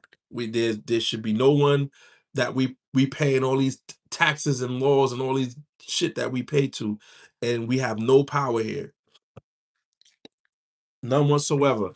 We are human beings. We are not property of the United States or the government. We are not property of the crown. We are not supposed to be governed and ruled by these people. Do we need rules and certain laws? Yeah, we do. But if we all vibrating high, we wouldn't need them. If we was all vibrating from a Christ-like Christ-like vibration, if we all had a Christ-like conscience and we had the spirit of the chosen people, the children of Israel, or the children of the Most High Creator, or the indigenous souls of this planet Earth, before we were corrupted by all the different beings and entities that came into this realm of reality to corrupt us, we wouldn't need laws because we would all act in a way that would be lawful, if that makes any sense. If we was all filled with that spirit, we would all be lawful. If we all moved how we supposed to move, we wouldn't need nobody to govern, because we wouldn't steal, we wouldn't kill, we wouldn't lie, we wouldn't cheat. We would all be in a certain type of vibration. And our tax money, if we were taxed for certain things, would uh allow us to have the things that the government charges us for. They would really be used for what it's supposed to be used for. We should have paved gold streets for the taxes we pay in this country, but we don't, because the minute they decide they want to bomb the Palestinians, or they decide they want to go to war with Iran or whoever they want to go to war with, we're paying the $10,000 to $20,000 per bomb. We're paying the millions of dollars for the tanks, the jets fuels, we're paying for all of that. And we have no say in what goes on with our tax dollars and our money. Look at New York City, all them potholes. The city is still raggedy, and they make millions. Imagine what the MTA makes. Imagine what the toll booths make going across the George Washington. I think it's like $20 to go across the George Washington, and there's thousands of cars that go through there every day. New York City should be paved in gold for all the revenue. This country should be paved in gold for all the revenue. There shouldn't be no homeless. There shouldn't be none of the financial problems we have here. We should have with all the taxes we pay. But the reason why the things are the way they are is because they use the money, your tax dollars, for whatever they want to use it for. And you're just a slave working away and paying them what they got to pay, as I am as well. I haven't taken the time to do the things that I need to do. We listen, bro, talk some meaningful shit. The goons still listening. The real ones don't care about the circumstances. We just want to hear the message, Brody. I'm glad I still got some gangsters in here, man, because I thought I was turning all y'all away. All the bloods and all of that used to be in these chats. A lot of them don't come around no more. But I'm glad you're still here. 430, 430 crypto, and the brother Rigid Vibrations. There's a couple gangsters still in here. They still come, because it's y'all who I'm trying to speak to, man, because y'all need to change. All the other good people in here, they may need certain techniques to do certain things, but I'm looking for those who need to change. I'm trying to get you brothers out of the streets, keep y'all out of the jail yards, keep y'all out of the graveyard. And 86 building hit the button. I appreciate y'all. You died twice living a double life. Amen to that. Um, Let me see. at some point you just got tired. Some deep down inside, we want to get caught in order for us to slow down our life. I was like that. I never wanted to get caught, but when I did get caught, I did used to sleep. I used to feel so rested and stuff like that. I didn't want to get caught, but when I got caught, I did get to rest and think. So I had to go to prison. You know what I'm saying? And like I said in a lot of these lives, when I would go to prison, if I did 18 years, I probably did 9 years in solitary confinement. Every prison I went to the box. Sometimes I went to the box before I got to see the prison. I might be in the box for 6 months and then get out and get to see general population. You know what I'm saying? Sometimes. But and I'm grateful for that. I came out, I still had my mental was still intact. You know what I'm saying? Began to learn how to meditate before I was praying, before, you know, um I was vibrating high, I still would go and meditate. I was meditating before I even knew how to meditate. I would start reading books, and a Bible was always accessible, even when I didn't believe in the Bible, I didn't believe in God, and I was a 5% or atheist or whatever I was. There would always be a Bible, and I would always read it. I would always read it. I would read the stories over and over and over and over and over again, and a lot of it didn't stick because I don't care how many times you read the Bible, you read it and you'll find something you miss every single time. I probably read the Bible front to back at least 10 times, at least 10 times. But if I did read it 10 times, front to back, cover to cover, 7 of those times, I didn't retain shit that I was reading. I was just reading it like a book. You know what I'm saying? It wasn't to this last bit that I just went in to where things begin to seep in. When you start fighting a spiritual war and casting out demons and casting out spirits, and you get the spirit of discernment, and you start to see what's going on, and then you go and read the Bible, then shit start making a whole lot more sense. It does. You have to, and I'm not saying live it, meaning when you live the Bible, meaning you being good or being a good Christian, Muslim, or Jew. That's not what I mean by living it. What I mean by living it is when you're reading the Bible and you can actually base it upon your life. When you could base certain characters upon things that happen to you. And when supernatural things start happening in your life, when you start coming across these supernatural things in the Bible, you start knowing it to be true. You start understanding that it's true. You start believing that it's true because you've seen it your damn self. And then when you start studying and coming across things, you could always run back to the Bible. I don't care what nobody said. It's in there. You just got to read it and read it with understanding. You understand what I'm saying? And you begin to see. And the Bible don't talk much about spiritual attacks. They don't talk much about different entities and energies. But when you begin to understand and read and really study, then see that it did. Sometimes it might have said God, but that don't mean that that was God. That might have been an entity, right? When David, as I talk about music and music possessing some of these brothers and causing people to do things and enact violence, when David, he kept playing a harp for Saul, I mean for Saul, the King Saul, he kept trying to unalive David. Every time he heard the music, he tried to unalive him. Now, most people who are taught the Bible in religious texts, they're gonna think that that was God, but that wasn't God because he was trying to unalive him for playing a harp. That was a spirit.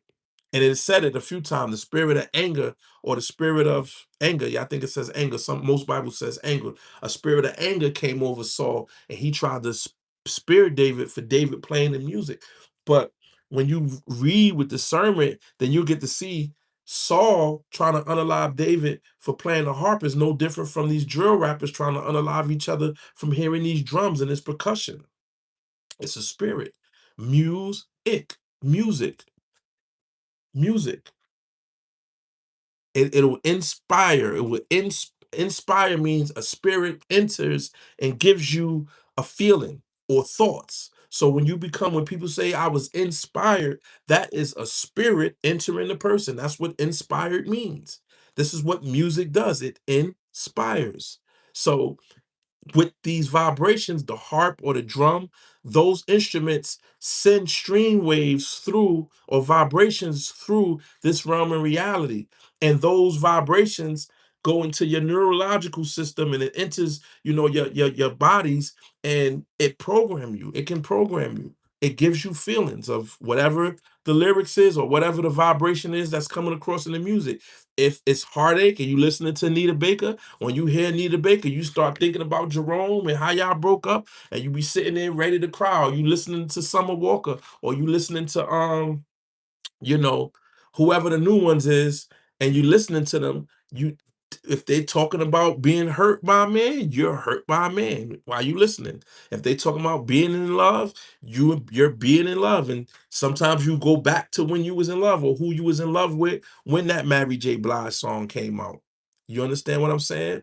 Or you thinking about being separated and you go back when the Avant song Separated come on. I go back to 1998 and I think about my baby mother, and I knew when we was together, we never turn our backs on each other. Now that we separated, we can't stand one another. I go right back all the way into it because it's an inspiration. It is a spirit who enters you and gives you a feeling or thought. That's what music is. So when you read the Bible, you begin to piece things together because if you look at it from a religious aspect, they're going to tell you that, oh, well, yeah, he was playing the harp and Saul was, the spirit of anger rushed over Saul, but they're not going to tell you about the vibration of the music. They're not going to tell you that that spirit was not of the Most High Creator and that he wasn't trying to spare him because he was hated. It was the music that was doing that. And then if you begin to study and put it on your life, then you begin to fully understand that Saul was doing a bunch of shit he wasn't supposed to do. So when he flipped and became evil and kept trying to unalive David, when you studied and you're not indoctrinated by what you're reading, you begin to see that he was worshiping on the high places, which the Bible says don't worship on the high places. He was already worshiping in the high places. If you begin to study, then you'll realize that Saul was the first prince, I mean, the first king of who? Israel, right? God didn't want to give Israel a king because he said, if I give you a king, then you're going to be just like the Romans and the Philistines and all these other people who have kings. I am your king. So when they kept saying they wanted a king, that God, because I don't believe it was the Most High, gave them a king. So Saul was already illegal or something that was against God anyway, because he became what? The king. He became a person or a human for human beings to follow instead of their God. So when he began to flip out and try to unalive, it makes sense if you study instead of letting somebody tell you what these things mean. Because just like me as a child in church, when someone is telling you that, oh, this is it, it don't make sense, and then you sit there for the whole time praising the Lord, but deep down inside, you're like, man, this shit don't make sense. And the only way it could not make sense or it begins to make sense if you realize that every time they say God, that ain't God. In that Bible, it ain't. Every time they say God, that ain't God. It's God's, it's other shit. It's a whole bunch, and the Bible keeps saying it. This God, that God, that God. But then they'll tell you, oh, no, no, no, no, no. All the prophets was under the same God and under the same law. Bullshit. Because when you begin to study, you'll see that they all was not under the same God because they all didn't do the same shit. They all did a whole bunch of different things. Pastors is just preaching that it's one God because that is the trick. But the one God thing is what makes the whole thing not make sense. I don't give a damn how many times you read it, how many concordances you read, how many New Revised Versions or Malta Bibles or New English Bibles, King James, the Torah, the Talmud. You can read all of the books you want to read. But if you thinking that that's one God, it still ain't going to make sense to you. And I had to go to prison to realize that because there would have been no way in heck, I ain't gonna say hell, but there would have been no way in heck, me free in the United States of America, my drug dealer, gangbanging, womanizing self. There was no way I would have sat still long enough to read the Bible over and over and over again, or to sit somewhere with 7 different Bibles, New Revised, King James, Malta, New American, the Torah, the Quran. There was no way I could sit and go from 7 different books and read the same Matthew, the 5th chapter, the 10th verse. There was no, I wouldn't have never did that in the streets. I would have never been able to read each and every one of them and then have a concordance, 2 concordances, a strong concordance or a King James concordance right there, and then look and then double research and then double tap. I would have never been able to do it, even with ChatGPT. This is my friend right now. Even with that, I wouldn't have been able to do it. So I had to go to prison to study. I had to go to prison to, as I got all 7 Bibles and 2 concordances wide open to go lay down and then pray. and then meditate and then go back into my fast and then wake up and then do it again, because sometimes when I did that, then I'll see everything differently again. And then it began to make sense. So I had to be removed from society, and not just prison, because you go to prison and you commissary, betting on a basketball game, going to play basketball, on the phone all day, talking to girls, working out all day to get your physical up to par. People waste time in prison too. So just because I was in prison doesn't mean that I was doing what you supposed to do. 99% of the niggas in prison don't ain't doing what they supposed to do. They're just passing the time.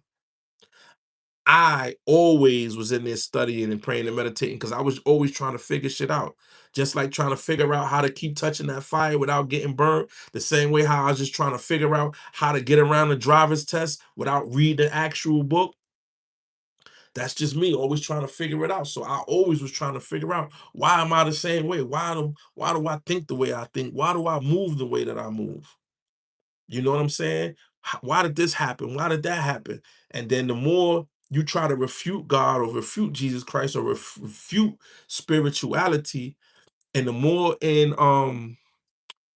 conspiracy books you read, the more books you read to refute God, the more those books you read, the more it leads you right back.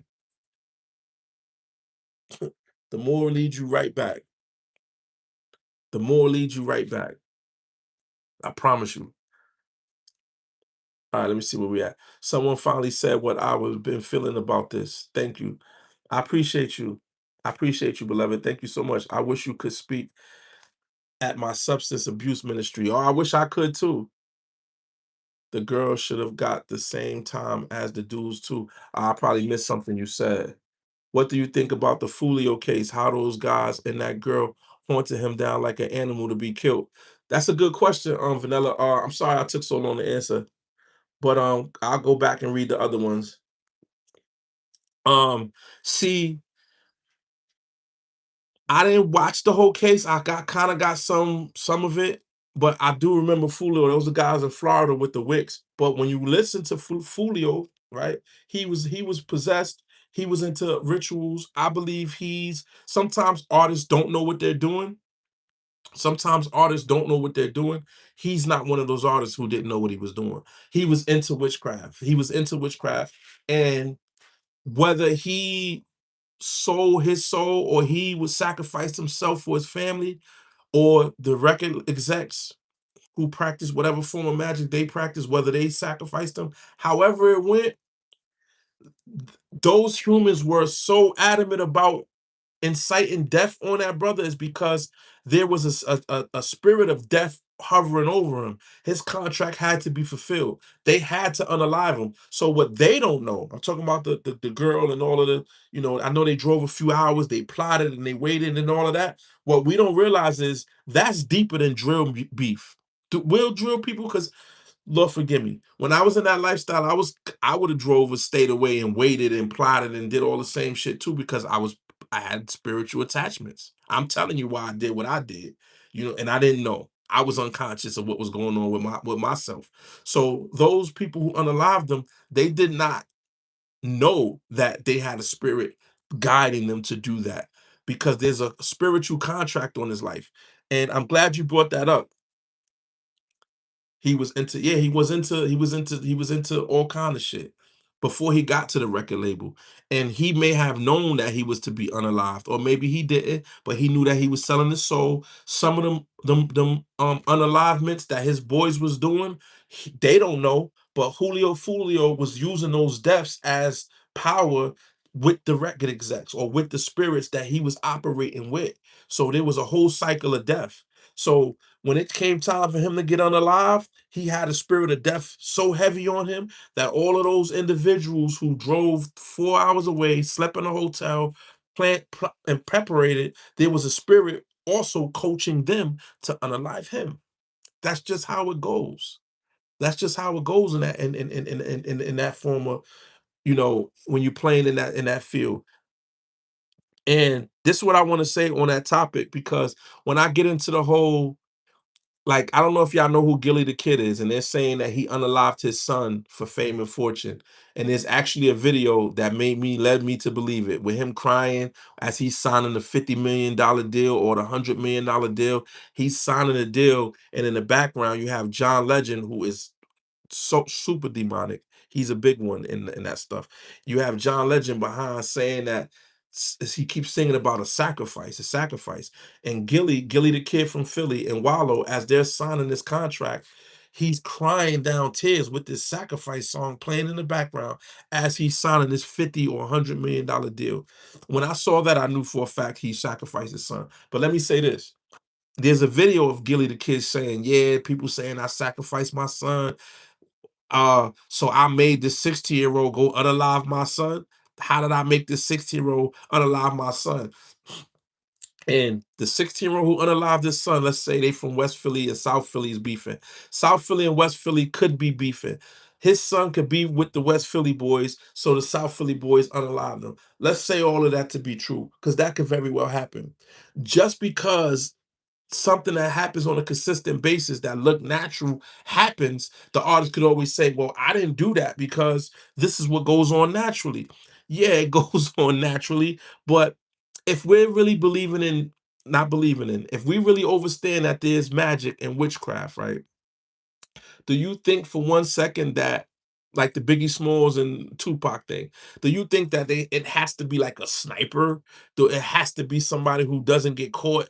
It has to be something that's not normal, meaning he's a blood beefing with Crips, so the Crips unalive him. So the guys who sacrifice him could say, well, the Crips unalive him. He's a blood, he's a Crip. They whatever. No, it doesn't have to be weird or different or don't fit the norm of the person's lifestyle. Most of the time, it's going to fit the norm of the person's lifestyle. If you giving up this person, only thing they're going to do is send spirits already involved in the situation to enact the situation. That's all that happens. It's already there. It's already waiting to happen. It's already the deck is already set. So no, you didn't have to hire the kid himself or go talk to the person who unalived your son or knew who he was. No, there was already the stage was already set.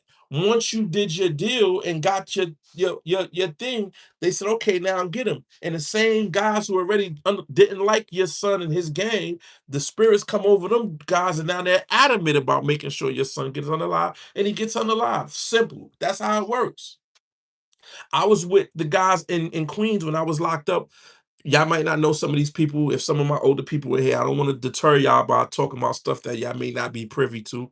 But there's a lot of young people in here, and I'm for everybody. But I be wanting the young people for real, to turn them lives around, because they're the ones out here doing all this foolishness. Us older people, we sit around and we change and we pray, and we not actually disseminating this death and destruction. I'm really talking to the ones who disseminate in this death and destruction. I want to plant it in their spirit like it was planted in my spirit before I begin to change. So if I start talking about things y'all not privy to, I apologize, but this is important. I was locked up with the guys who unalived Chinx Drugs. I don't know if y'all know who Chinx Drugs is, but Chinx Drugs was an artist under a rapper named French Montana. People in the chat know that I know French Montana personally. Let me say something. When I was talking to the guys who was around the guy who unalived Chinx Drugs, and he was sacrificed. Chinx Drugs had all these albums: Drug Dealer Part 1, Cartel Part 2, A Kilo of Coke Part 3. All his albums or mixtapes was based around drug dealing. The last one was about death. And half of the album he was alive, the other half was a skeleton. It was an upside down cross. That's when they said we're gonna unalive him, just like Biggie Smalls. Biggie Smalls' first album is Ready to Die. His next one, Life After Death. He was unalive before Life After Death came. He was already unalive. Did he know? I don't believe he knew. I don't believe he knew. I believe that was Puffy working with the people behind the scenes. I don't think Biggie Smalls knew what he was doing. I don't believe he was privy to any of that stuff. But let me say this. When I spoke to the guys who unalived Chinx Drugs, they said, I didn't meet the guy Yeah, yeah, Pop. I didn't meet the guy who actually unalived Chink's drugs. I met the drivers and the guys he hung around. The guy name was Q. I never met Q, but I knew Q was possessed by talking to his underlings. They worshipped him, they idolized him. They said this kid knew like 6 different languages. When y'all hear people knowing multiple languages, always be careful with somebody who knows 7, 8, 9, 10 different languages, because demons know 7, 9, 8 different languages. They do. People who are super knowledgeable and they could rattle off knowledge nonstop, years and times. In 1846, and they go, and they ain't got to stop, think, or work. And then always be mindful of those type of people. And there's some, and I see in social media now, I watch them, and they don't stumble or stammer on none of the shit that they saying. A lot of those people are guided by spirits. Trust and believe. So anyway, as I'm speaking to this kid's Q, the guy Q who unalived Chink's drugs, because French Montana sacrificed him. I already knew that because I already seen the patterns, the music he was saying, the things he started talking about before he was unalived. I already knew it. But when I met the guys who was responsible, who was actually on the scene, they told me that the kid Q, who unalived Chink's drug, that he was obsessed with unaliving Chink's drugs. They said it was all he thought about. It was all he could think about. He would not let up. He was getting a lot of money. They was doing a lot of things. They robbed a few banks, and they said this dude would sit and obsess, following and anywhere Chinks went, he would go. If he heard he was here, he was there. He was obsessed with it. And from what I heard, this guy was about his money, that he would pause money just to plot on this person's demise. And the reason why they said he wanted to plot on his demise was because I guess the guy Q had snitched on somebody before. And when he was making music, he had a song on the radio. I never heard it, but all the young guys that I was locked up with, they all heard it. That he was actually popping in New York City. He had one song, the Kid Q I'm talking about. And apparently he paid Drake, the rapper Drake, he paid Drake 40 or 50 grand to do a song with him. Drake took the money, and Drake refused to do the song because Drake found out through Chink's drugs in French Montana that this guy Q was a snitch. So they said, hey, don't do a song with him. He's a snitch. Everybody knows he's a snitch.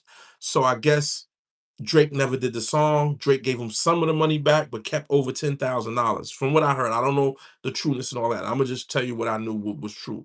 So all of his guys that I met said that this is why he was so obsessed with unaliving Chink's drugs, was because Chinks told the industry that he was a snitch, and he felt that if he unalived Chink's drugs, he can get into the industry. That's not what it was. Even knowing, now let me say this, even knowing in his mind he didn't like Chink's drugs, or he felt that way, I'm gonna tell you what happened.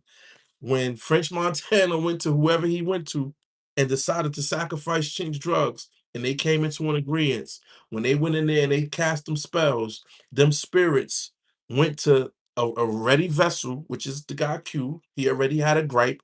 He probably already thought to unalive them and probably wanted to unalive them, right? But when they came into this agreement, those spells found a willing vessel. And this is what happened with what I was saying about, you know, Gilly the Kid's son, and all the numerous of people be like, if I sacrificed him, he got unalived by somebody he been had beef with. Because what happens is when they do these spells, those spirits of death finds a willing vessel, and they go inside that willing vessel and they take control. And this is how people get obsessed, like the Julio Fulio situation. That's what happened to Julio Fulio. That's what happened to Chink's drugs. That's what happened with the guy X Chextion. I can't never pronounce his name. He talked about being unalive. He said he was gonna sacrifice himself for his family, that he wanted to be famous, that he was gonna unalive him, he was gonna get unalive, and he wanted his family to be rich forever. He has a whole video where he wrote a suicide note, and when you pause the video and read the suicide note, he says, and it's upside down, but you know, it's technology, turn it over and you read it, and it says, I am sacrificing myself and being a vessel because I want my family to be rich. And that young man went to go buy a motorcycle or Mercedes Benz. I can't remember. He went to go buy something, and those guys came, robbed him. And when he gave up everything that he had to give up, they still unalived him. It was 4 or 5 of them. The guy who unalived him, they said he was laughing and you know what I'm saying? Again, they probably saw him, went to just rob him, but because the spirit of death was lurking for him, for his deal and the things that he had already did, when they went and did what they did, they found a willing vessel, and that's why that young man unalived Triple X for no apparent reason after he took everything that he had to take. That's how a bike. Yeah, that's how it happens. That's how it happens, y'all. That's how it happens. So when we watch these things of, these guys going us 3 hours away and laying in a hotel room, and it's first of all, it's about 5 or 6 of them. Who goes to do? I'm not laughing, y'all, because it's all evil and demonic anyway. But come on, man, you don't go do stuff like that with no 5 or 6 people. You don't do stuff like that. But they're not thinking because the spirit it took hold of them. It took hold of them. And this is why Chicago is the way Chicago is. This is why New York is the way. If there was no such thing as drill music right now, right?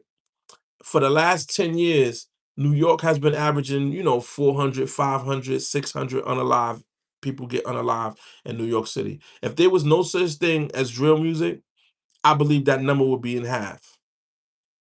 I believe that number, half the people who are getting unalive in New York, especially these young people, it's because of the music.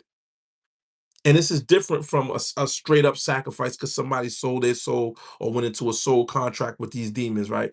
This is different. What the drill music is, it's a spirit too, just like the gang member. So now you're a gang member, you got the tattoos and you got the music, and one of your friends was unalived by the other gang. So this is just so much stuff that goes into this gumbo, that goes into this pot of death and destruction. And they sit there and they do these chants and they do these dances and they're smoking on each other's dead. Some of them are naming themselves. If our friend name was Corey and he got unalive, we become Corey Gang. So now we're Corey Gang, and we name ourselves after this our gang member that was unalive. The other gang over there, they say we're smoking on Corey. F Corey. I'm Corey K. So now we're getting hyper upset because now Corey represents us, and them saying Corey is like, remember you was a kid, people be like your mother. Remember somebody used to say your mother, and when you grew up and they say your mother, you just, me, Lord forgive me. You say my mother, I'm gonna punch you. We fighting. That was fighting words, right? Now Corey becomes fighting words. I'm just making this up, but this is what they do. This is what they do, Tommy. This is what they do. And now them disrespecting our dead gang member Corey, we're Corey gang. Somebody will say, "Oh, I'm Corey K," and this young 15-year-old open and shoot up a whole schoolyard because this other gang member said, "Oh, Corey K." K means Corey killer or kill Corey, Corey killer. I'm sorry, I'm speaking for those who may not know this dumb stuff. I I don't hate that I know it, but I need to know it because that's the only way I could talk to these young ones. Okay, we got another gangster in here. What's up, Beasley? What's going on, beloved? But yeah, so this is what they do. This is what they do. And the guy say, Corey K, and he's in a schoolyard full of other children, and you got a 14, 15, 16-year-old on this other end with a regular 9 millimeter, but it got this switch on it that they're promoting and propagating. They can make it with a 3D printer, and they get this little piece of thing they make with a 3D printer, put it on the back of a gun, and this 9 millimeter that normally had 15, 12, or 17 shots, now it has 30 shots. And now instead of it shooting 1 bullet per second, I'm just saying hypothetically, now it could shoot 20 bullets per second. And they squeeze the trigger and go, and that quick 30 shots done flew out of this gun with all these children and innocent bystanders in this thing. And that's how it sounds. It goes 30 shots. That's 30 bullets came out of this pistol. And if it has a drum on it, it might be 50 or 100. So now they can kill twice as many, twice as fast. And this is what's going on all across America. I'm doing good, Carla. I'm doing good, beautiful. Thank you. And this is what's going on all across America. This is what's happening because it's a spell. It's indoctrination. And they're indoctrinating our children, and we're thinking it's okay. Not thinking that it's okay because we don't think it's okay, but some of us are like, well, not my kid, not my child. Or you got a girl, you be like, oh well, because I got 3 daughters, so it's like, oh, not my daughter. Well, I have a 15-year-old in the heart of East New York, Brooklyn. I worry about her. I worry about the things that I buy her because they're now snatching chains and taking coats off of people. And I don't want to even buy her things too expensive because she's, in Brownsville. I worry about her. I have a 19-year-old. She's out in Connecticut. Granted, she her mom and them, they're not like street people, so she's not, but she wants to be in the street. All she listens to is drill music. She has no idea about the culture. She's not from somewhere, the part of Connecticut where she's at. There's no drilling and gang-related deaths out there, but she's listening to the music. So yeah, no matter how much I try to talk or preach or teach, she's already fascinated with the lifestyle. So she'll like somebody who's Corey K. And you want to know something that I'm knowing talking to these young people? That it wasn't like this when we was growing up or even 10 years ago. Well, drill music has changed it and the internet has changed it. These children, no matter where they're from, know the conflict and the wars in communities all across America. They identify and know all of the conflicts in Chicago. People in Chicago know most of the conflicts in South Bronx and in Brooklyn. People in Connecticut know everything that's going on in New York and everything that's going on in Chicago and everything going on in LA. Everybody knows all of this stuff, and it's because now it becomes a commonality, or I call it a program response. And what I mean by program response is rap music gives us program responses. Let me tell you exactly. When you say, oh, she a hoe, you be like, can't turn a hoe into a housewife. So because she was promiscuous in her younger years, you be like, oh, she a hoe. Somebody, as soon as they hear hoe, it's a program response. Oh, can't turn a hoe into a housewife, right?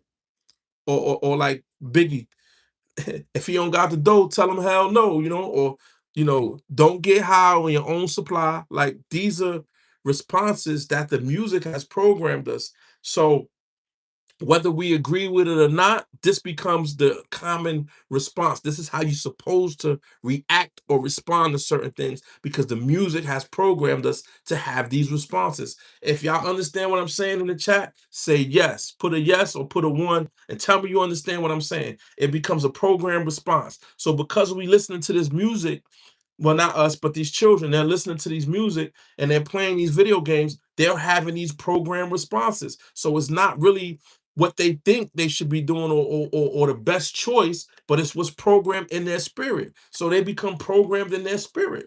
That's what's going on.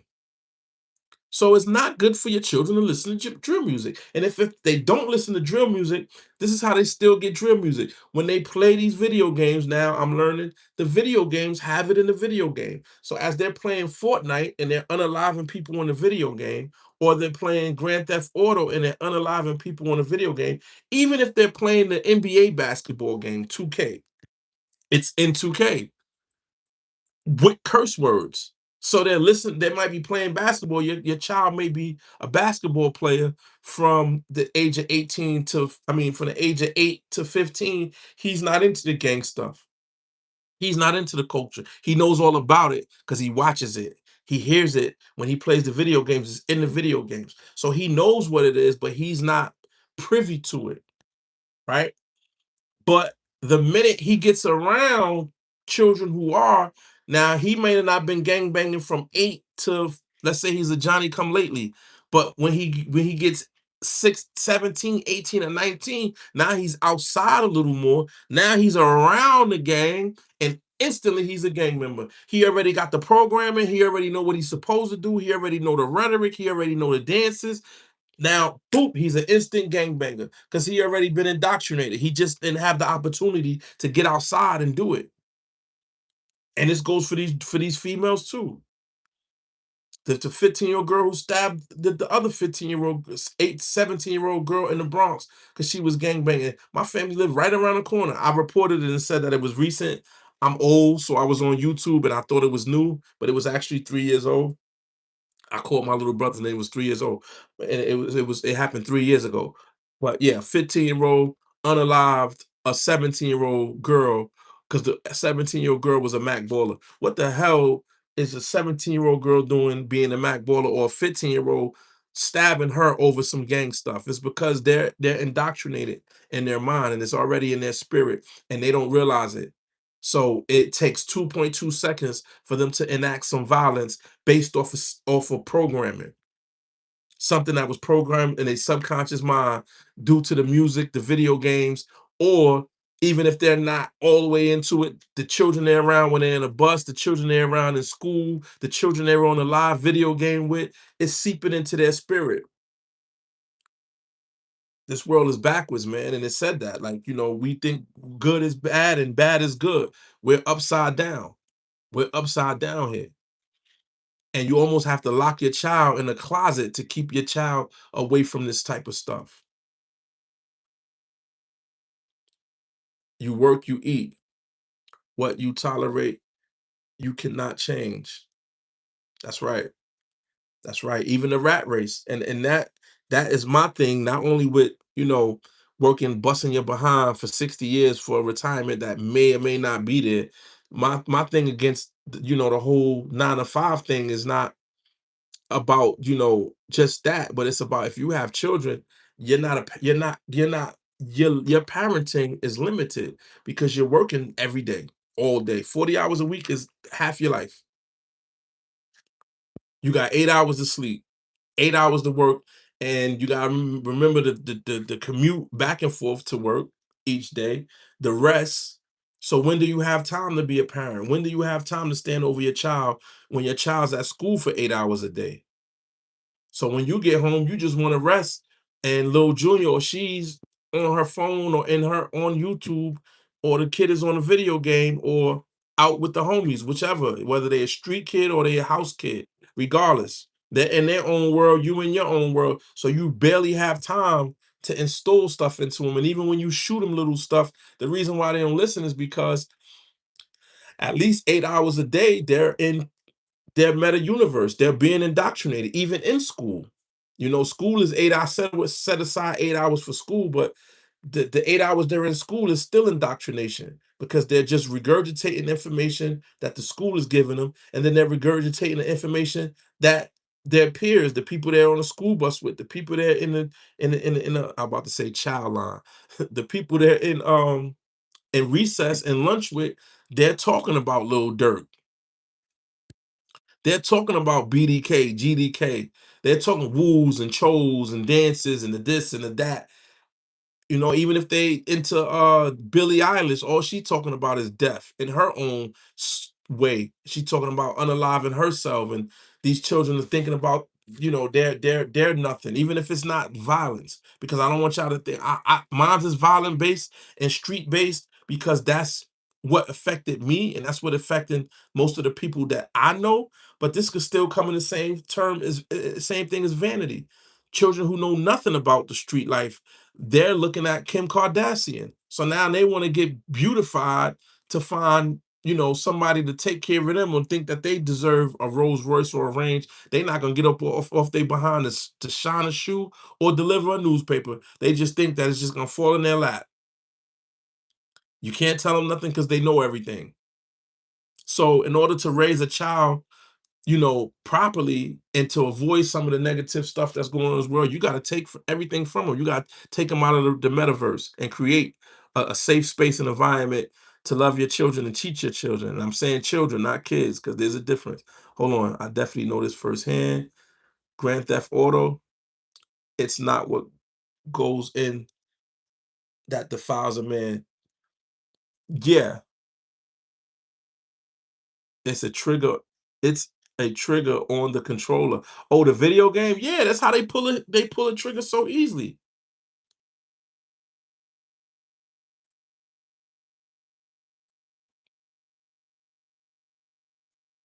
Please pray. See?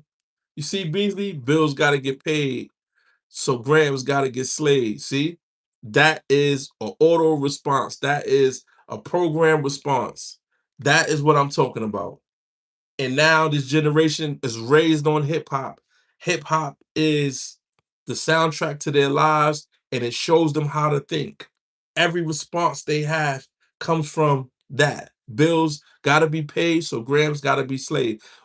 What if I told you that spells rhyme? Most of the spells rhyme. The reason why spells rhyme is because it's a vibration.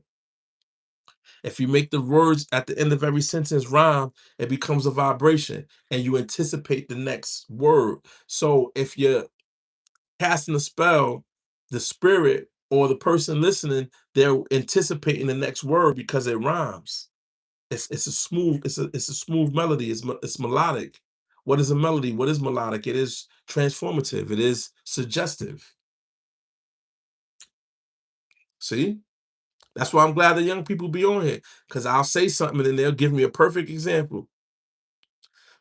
But the laws these days do not make no sense. How the fuck can crime pay and it pays my rent? How the fuck don't crime pay and it pays my rent? Crime pays the physical bills, but there's always going to be a spiritual repercussions and ramifications. You're gonna pay double time, even if you're selling, drugs. At one time I thought that, long as I'm not robbing and shooting and kidnapping, I'm just getting money, but not realizing that there's a lot of death in this, and I know that because my mom, used to smoke crack and she stole stuff. My family members stole stuff from us. So I remember the heart and pain. Crack was the reason why my mom was not in my house. I remember her coming to my grandmother's house saying she was sober up and she was willing, she was gonna change, and she'll come in for 3, 4 days, get a couple meals in her, take a couple showers. I'll go to school, come home, she'll be gone, and I'll cry, sit by the window, and this happened over and over again. I run home from school, I'd have made her one of them jewelry boxes out of popsicles, you know what I'm saying? Made her a car or something, and I come home and she'll be gone. And I knew that crack. I knew what crack was. Whether I was 5, 6, 7, or 8 years old, I knew what crack was, and I knew how powerful it was. And every time she left, I knew she chose that crack, and the crack had more power over her than I did. And here I am when I get grown and an adult saying, well, damn, if I'm not robbing and shooting and unaliving people, I'll just sell some crack. It's a stinking way of thinking. While Biggie Smalls is telling me it's okay and Tupac is telling me it's okay. So I'm thinking in my mind that it's okay. And I'm doing the same shit to the children that was being done to me. The exact same thing without even realizing it because I'm indoctrinated. And all I can see is my monetary gain. And like you said, bills had to get paid, so birds had to be slayed. And then we don't realize too how much karma's connected to the drugs we're actually selling. When I went into the federal penitentiary, and outside of me studying, do you know that the cartels, Beasley, do you know that cartels pray over the drugs? Do you know that? Cartels pray over the drugs that they sell. In order for a kilo to get from South America or the Philippines or wherever the heroin and the dope comes from, in order for it to get there all the way to whatever city you're from, do you know how many people been hurt and harmed about that particular drugs you have your hand on? Do you know sometimes why they're moving it from, like the Southern cartels, as they move it all the way up through Mexico to the borders of the United States and into the United States? Sometimes those kilos, whether it's 1,000, 2,000, whatever, big old shipment, people get unalived for them shipments. As them shipments make its way, people get unalived thinking that, oh, that's the shipment. They go unalive everybody on this boat or everybody, on this next truck. And then that shipment sneaks through. So when you get that drugs right there in your hand, whether it came from wherever it came from, other parts of the world, when you get it, people already was unalive just for it to get to you. So it already has spells and curses and karma connected to the coke or the dope or the weed or whatever it is. There's already karma connected to it before you even get it in your hands. People already been unalived and harmed. The cartel already done sacrificed humans to make sure their shipment gets into the United States. That's the shit we don't know. So when we think, oh, I'm only selling weed, or I'm only this, you are one of the many vessels or one of the many ports to disseminate and dispense these drugs. And in order for it to get to your doorstep, somebody already been sacrificed to get it to you. And they do that. The cartels, I forgot the name. His name is L something. He's in a suit. They have a deity that's in a suit. Just Google it. He's in a suit and he's a drug dealer. He was a drug dealer in Mexico and he was good to the people. And he got unalived or he died or something. And he's a deity, he's a saint. And they pray and sacrifice humans to him so he can watch over these shipments. Yeah. There's a movie and they filmed it in LA. I don't know the name of the movie. I was watching the movie and it's basically they got a camcorder and they following around these rookie cops. It's a Spanish cop and a white cop. And I think Christian Bale, don't quote me because I don't be knowing these people. They all be looking the same to me. But in the movie, they're following around these cops in LA. Somebody got a camera. And one of the cops is a Spanish dude and one of the cops is a white dude.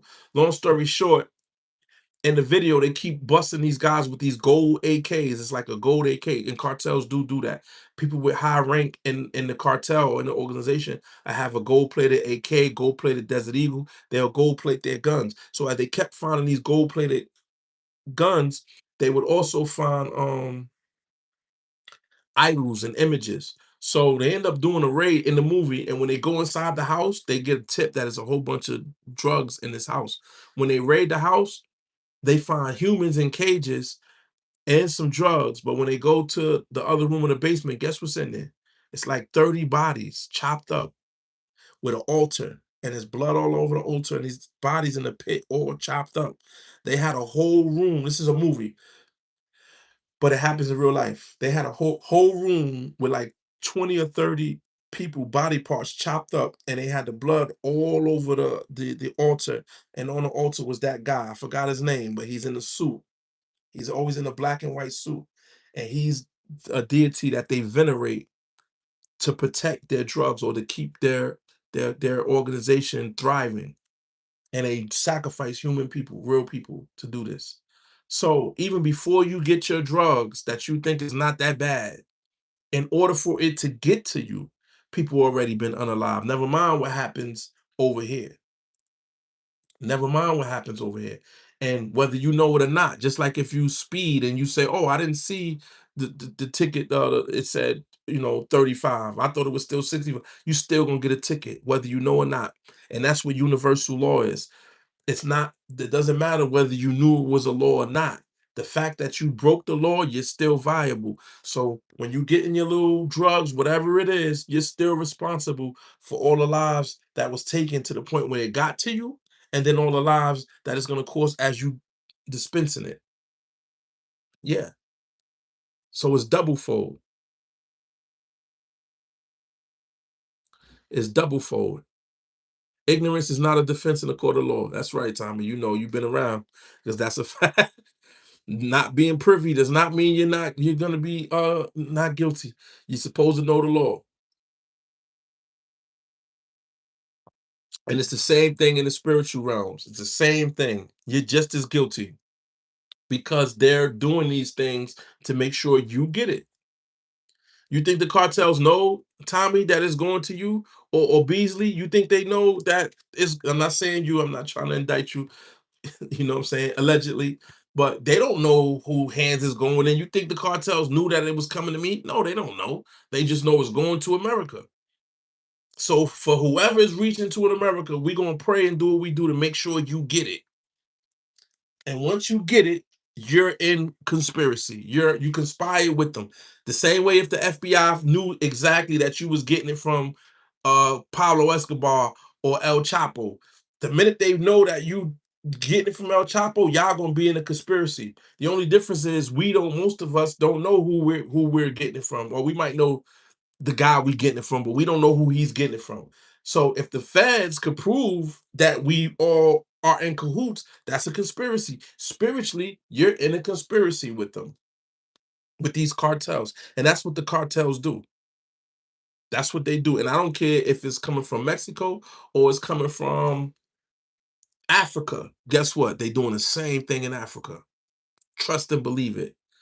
America's probably one of the only places, and it's here too, but we're one of the only places where people don't really know and understand what they're doing, if that makes any sense. Like we over here doing what we do, but we don't really most of us don't go to voodoo priests to be successful. Other countries, most of these other countries, especially where there's Africans from the diaspora, they know and understand that. Haiti, Puerto Rico, all them places, people who own stores have spiritual protection over their stores. Anybody who's put in a position of power in other countries have spiritual protection because they know about the evil eye, or they know that somebody will cast a spell on them to get free goods from their store, or free services done. So anybody of power in other countries, they go automatically get spiritual protection because they know they're going to be at war spiritually. America, we're this baby continent. We're a baby, country with people from everywhere. So most of us don't know what's going on, pay attention to. But a lot of these other places outside of the Western, what we consider the Western world, they know. They know. We just don't be knowing, especially us so-called African Americans or FBAs, whatever we want to call ourselves. Oh, Narco Saint Jesus Marvalde. I think, yeah, Saint. It is Saint something. I didn't know his name was Jesus though. But yeah, he is Saint something. Yeah, they pray to him and they make sacrifices to him. And they all are. I've never met a cartel member who wasn't into witchcraft. Every last one of them are into witchcraft. We just don't know. We just don't know. Um, and that's one of the things that I love about New York City. I'm gonna show y'all something. I'm gonna show y'all something, right? Most most Hispanics, I mean most African Americans or FBAs, right? Most of us, I believe we are the lost tribe. We don't know shit about shit. People in the South kind of still have certain traditions, but us up north, the LAs, Chicago's, Detroit's, New York, Jersey, Connecticut, Pennsylvania, DC, Baltimore, all most of the north, the northern African Americans or FBAs, whatever you want to call us, whatever, we are the lost of most of all people. And then don't get me wrong, we're our brothers, we're the we're the counterparts of the white people who came from Ireland, Italy, whatever. Most of them don't know shit neither because they great grandparents came over here 500, 400 years ago. So they children, most of them don't know shit either. So it's not just us. I'm just saying America as a nation. If we're gonna say the blacks that are here and the whites that are here. So I'm just giving you the overall. This country overall don't know shit. There's some people in the South and other people come from other countries and they bring things. But the fundamental Americans don't know shit. We're a baby nation, so we're lost and not privy to a lot of shit. And I say that to say this. The people who come over here, they know what's going on. I'm gonna give you an example of something. If you ever go to a casino, right, there's a race of people who are more privy to be in a casino than any other race of people on the planet. If you know this race of people, put it in the chat. Let me see if y'all know. If you go to a casino or you have because that was my habit. I wasn't a drug addict, but I was a bad gambler and a womanizer. Those were my drugs. Gambling, which is money, and women. And there's a race of people because I had a bad gambling habit where I don't care if you was in Las Vegas or you was in Connecticut or wherever. This no, it ain't no Jewish or Italian. There you go.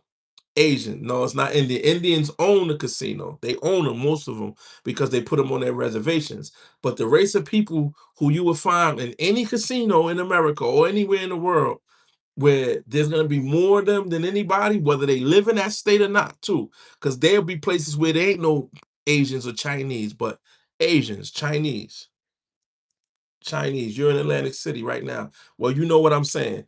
Chinese. You're gonna find more Chinese in these places than anything.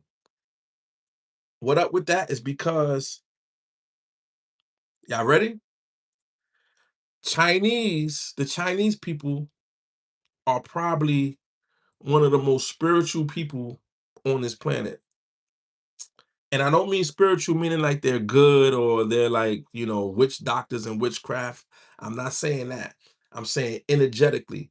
Chinese people understand energy. Wherever they came from, I'm not being funny. Whether they came from Mars, whether they have more reptilian DNA, I ain't really figured it all out about them as a people. But Chinese people have an innate, meaning naturally born gift and knowledge of energy. Energy, spirit is just energy. Spirit means breath, but it's a form of energy. They understand energy like no other race of people on this planet. Their practices are energetically aligned, sleeping on floors, eating on floors, taking their shoes off when they enter their homes. They don't sleep on elevated beds. They really touch each other. Their culture is not about touchy feely. They everything they do is a protection spiritually. Even the term feng shui. Feng shui is designing your house in a way to where you get the most peace and tranquility. They are the masters of feng shui. They understand energy. They understand it. That's why Chinese Americans, you might have a Chinese friend, but if you really think about them as a people, you rarely see Chinese people hang with anybody other than themselves. Rarely. Rarely. If you think, just think about it. If you think about a group of people and they got one Chinese friend, that Chinese friend is going to be a full-fledged American Chinese. They ain't gonna know the language. They family eat what you eat. If you get what I'm saying, you have a white, Puerto Rican, Haitian, Cuban, whatever Italian, whatever, Polish, all of that is gonna mix in. You rarely ever see a regular Chinese person in a group of people like, oh, we got a Chinese friend. Hardly ever, and that's because they understand energy. They have an innate understanding of it. Now I'm gonna say this. When you learn to understand energy, what is it about the Chinese people that moves them the most? Money. Money is their drive, money is their life, money is their whole energy. They have the hive mentality when it comes to money. Meaning, we think about Mexicans, how they live in one house and share one apartment and they send all their money back to Mexico. What y'all don't know is the Chinese been like that. When you go in a Chinese restaurant, where they live at? I'm being honest. And when do they do shift change? If the Chinese restaurant is open from whatever time they open to the time they close, you tell me when they do shift change. You tell me if it's five of them back there, you tell me if all five of them got their own personal car.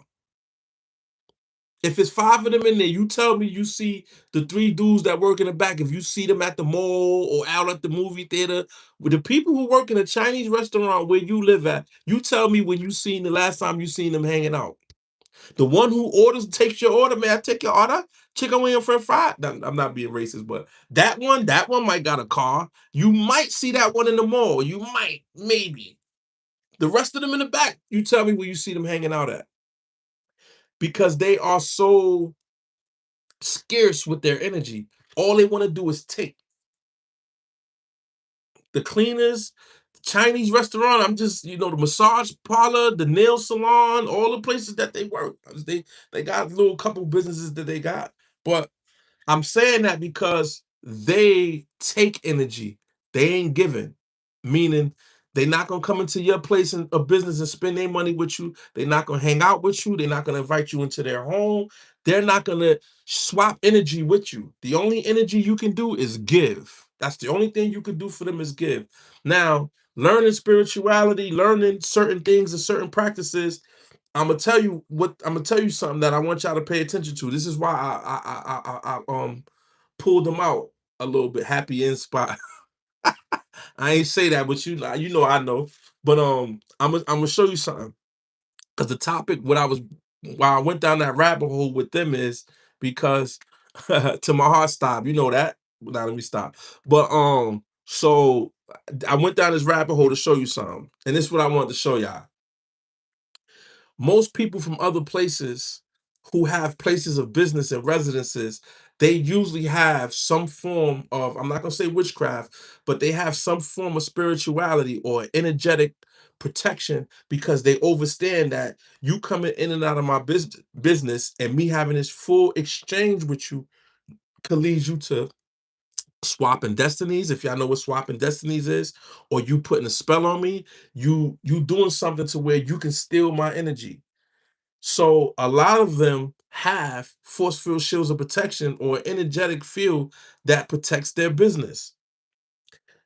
Growing up in the South Bronx, once I learned spirituality, I began to see that most of our bodegas who were ran by, Hispanics, most of them got little statues behind the counter. Most of the stores had cats in them. Right? Come on, y'all. If y'all from the Bronx and you New York City, you can't go inside a Hispanic person's store and not find a cat. If you look behind that counter, you're gonna see they little pictures of Oshun or whoever. You might see little certain stuff in the store that you don't recognize. You might see a cross hanging over the door, and you thinking that oh, they a Christian. No, they're stopping the evil eye. They're stopping. They got things that they put in place to not allow other practitioners of witchcraft to infiltrate their store or their structure. This is why when you go in a Chinese restaurant or anywhere Chinese person does business, you know what they have in a store? Because they're takers of energies and not givers of energy. And the Chinese is different because what they got in their store be right out in the open. You know what they got in their store? They have a gold cat. And Google what that gold cat is. That gold cat is sitting on that stand and it's going like this. Do y'all know what that gold cat is? They have a gold cat and they have this emblem that they don't show. And the emblem that they don't show is of a dragon god. I forgot the name of the yellow emperor, but it's of the dragon god. And that dragon god is to stop voodoo practitioners or anybody from putting spells on the Chinese people to corrupting their business or to make their business go down or to make them give you a free nail done or free chicken wings and french fries. So they have that dragon emblem tucked away where nobody could see it to protect the whole store. And then they got the cat out in the open, the gold cat. I don't care what visit you go to, that gold cat is going just like this. What they believe that gold cat is doing is making you spend, making you return to spend your money with them and to be happy about spending your money with them. That's what the gold cat symbolizes. It's a taker because that's what they are. I'm not being racist or funny. Just certain people. You say, "Oh, black people love to dance and eat fried chicken." We do. It ain't racist. We can say, "Oh, that was racist of you," but it's the truth. It's just the truth. I'm not being racist. It's just the truth. They just want to take. They're a taken race. That's what they did. They just take if this was Star Trek or Star Wars, they're like the Klingons, if you know what that means, or the Necromancers in what's the movie with my boy Vin Diesel. They're the Necromancers. They're that race of beings that they're just there to conquer. They ain't trying to be a friend. They ain't laughing. They ain't joking. They just there to take, conquer. That's who they are as a people. Whatever spirit they have, that's who they are. So that's why they're takers. So they have that thing, and that's a taker mentality. Just give, give, give, give, give. They don't give a damn about how your day went, how you are. The one who's receiving your money, she'll talk to you. It's most likely a she. She'll talk to you and she'll smile. Okay, yeah, hey. She don't give a goddamn about nothing you saying. Just hand over that money. Hand over that money. I don't care about what you talking about. We not the same.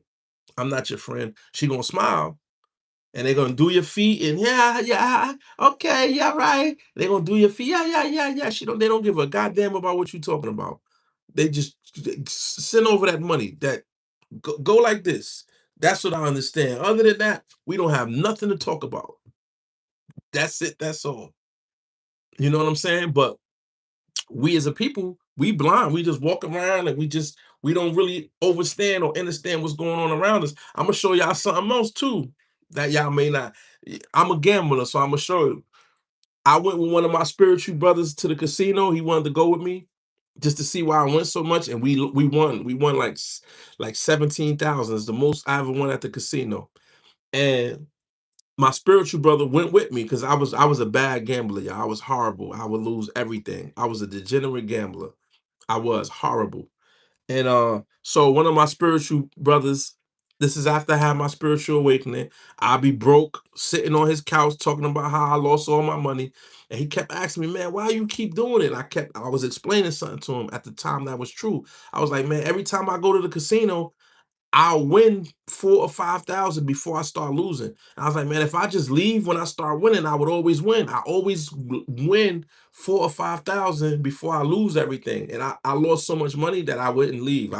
If I had like 4 or 5 thousand, most people would leave. I was so twisted in my thinking that I never left. 4 or 5 thousand wasn't enough for me because I probably lost 4 or 5 thousand the last 4 days in a row. So I would never leave with that. So anyway, I'm trying to show y'all something. So long story short, I'm telling my big brother, my spiritual advisor, this. He was like, so you mean to tell me every time you go, if you go 3 days in a row, you would get up 2 to 5 thousand before you actually start losing? I was like, yeah, I never go and lose all my money, just lose it. I would always get up first and then lose it.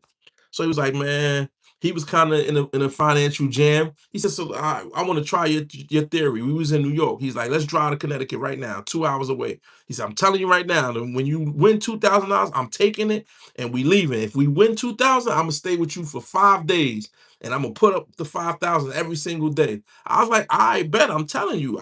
He know I don't be lying. I'm like, I'm telling you, I'm gonna win 2 to 5 thousand before we start losing. He was like, all right, I'm just gonna take the 2,000. I'm gonna go upstairs in the hotel because I used to get free rooms. I'm gonna go upstairs, and no matter what you say, we're gonna try again tomorrow. And if you do that, we're gonna walk away with like $10,000 in a couple of days. So I was like, I bet. So we went. I'm showing y'all this is my spiritual teacher.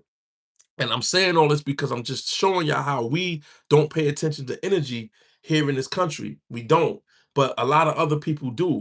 And we have to get keen with energy before we call ourselves a Muslim, Christian, or Jew, or any of these religious beliefs. You have to understand the energetic practices that fuel your belief system. Belief in itself and faith is an energetic exchange, and it makes you powerful. But I'm just showing y'all some surface level energy shit, right? So the brother drives with me. We was in New York. We drive all the way out to Connecticut, and we get there, and we ended up winning like 17,000. We could have won more because he started falling into the gambling too. He started betting behind me as he was holding all the money, right? But I'm gonna show you something. Every now and again, he would be like, "Yo, move. Let's go to another table. Let's move. Let's go to." He kept doing this, and I'm arguing with him. He's like, "Just listen to me." So after we ended up winning, he broke something down to me. Yeah, gambling is horrible. But after we ended up winning, gambling is a spirit too. It's no different than any of the addictions. And the reason why, religious people say that it's bad is not because gambling itself is bad, it's because that's one of the vices that one of the fallen angels invented to keep men in a rut. That's all it is. It's a selfish driven, egotistical driven gluttony. It's a form of gluttony. It's a form of gluttony. You know what I'm saying? And because when you're gambling, you go gamble against another human being anyway. You want the other human beings to lose and you want to win. Even if you're playing something like, poker or blackjack where you're playing against the dealer, you still want to win, but there's times where you win and nobody else win and you're just happy you won, right? It's an energetic thing. It's not a sin thing and just sin. It's a charge, like a court case. It's a spiritual charge to be so self-centered and greedy. But anyway, and this brother knows all this, but he said, he just went with me and we ended up winning. So as we ended up winning, he taught me something. He said it halfway through it and I started to notice it. But even when I kept continuing to gamble, I began to notice it. It was two things that he noticed that I wasn't paying attention to. And he pulled me to the side and he told me halfway through when we was on one of the times we was moving, I got upset and I'm like, yo, man, I do this all the time. You can't tell me how to gamble, man. I was winning and you made me move. So finally, he said, first of all, you do it all the time, but you ain't good at it because you're always losing all your money. And I had to shut up and listen. He said, first, let me tell you something. Pay attention to the Chinese people when you start winning. That's one. He said, two, pay attention to the dealers when you start winning. So then the rest of the night we went and we continued to gamble. And I didn't pay attention to it. And all my years going in there, and I haven't been in there in a long time, but even the last time I went in there, I began to peep certain things. And it's because he understood energy. This is what he noticed, and I began to notice. When I started winning, no matter if it was, on a poker table, or I mean the blackjack table, I think it's 6 slots. If I went somewhere and it was only me and 2 other people, and I start winning, all the Chinese people will come and go around, all of them. And what I begin to notice is if we kept winning, they'll switch the dealer on you, right? And this is all energy though. I'm not trying to show y'all how to gamble or nothing, but these are small energetic exchanges and rules and stuff that'll just teach you things in life because it taught me a lot. I learned a lot. Let me show you something. When we start winning, right? I don't know if y'all ever gambled or not, or even know how the setup is or how it goes, but if you ever did, you're gonna see what I'm saying. When you sit down and you start gambling, right? Let's say the dealer is a little white girl named Jillian, right? You get two types of dealers, y'all. You get people who are just did a deal, like I would be, or you probably would be, meaning you just did a deal of cards. You don't really want people to lose because it's not your money anyway. The casino got all the money in the world. So when people win, you actually get happy because you're just dealing the cards. You're still getting they get a lot of money. You still getting your $20 to $30 an hour. So whether everybody win or lose, I'm not gonna say you don't care. You kind of want them to win because it don't come out of your paycheck, right? So if I was a dealer, I would want everybody to win too. I would be like Jillian. So let me show you an exchange. So everybody's winning, and Jillian, who's like us, she's like, as she's playing your cards, when you hit, she's like, yes, yeah. And she's happy when you're winning. She wants you to win, yeah. And she'd be like, come on, six. You might need a six. And she'd be like, come on, six. And what she do? She hand you a six. You might say, I need a five. And she'd be like, you're gonna get that five. And so you don't get the five, Jillian will be like, oh, and she's generally like hurt that you're losing because she knows, even though this is just her job, she knows you're losing actual money. And if you're betting like I'm betting, when you're losing $200, $100 a hand, sometimes $500 a hand. So every time you lose, she's hurt that you lose. And when you win, she's happy you're winning. So while Jillian is doing this, y'all all winning. I noticed this, y'all, but it's energetic. So as y'all winning, this is what happened. After a while, and y'all keep playing big, they usually sit there for a certain amount of time, but then every now and again, when they keep calling, because every time you win big, they gotta call it out. So when the pit boss, they call him the pit boss. This is the guy who's watching all the tables. When the pit boss keep hearing that Jillian is paying out all his money, you know what he'll do? He'll move Jillian out. And there's one type of person that'll come after Jillian. It's always like this. You'll never get Jillian and then Janine who wants you to win. That's not how it goes. When they move Jillian, and I've been going back and forth to that casino for about 30 years now, damn near, you're gonna get another type of person. And 99.9% of the time, it's gonna be an Asian. 99% of the time. You know who you're gonna get? You're gonna get somebody who don't want you to win, and this person is robotic. This person is not laughing with you. This person is not joking with you. They're robotic and they just deal the cards. They're not saying, yay. They're not saying, come on. They're not personable. The casino finds this robotic person to run these cards because they did what? They changed the energy. The energy shifted. My brother, who's behind me as I'm gambling, because we was winning with Jillian, when they bring this robot guy, I'm thinking we still gonna win.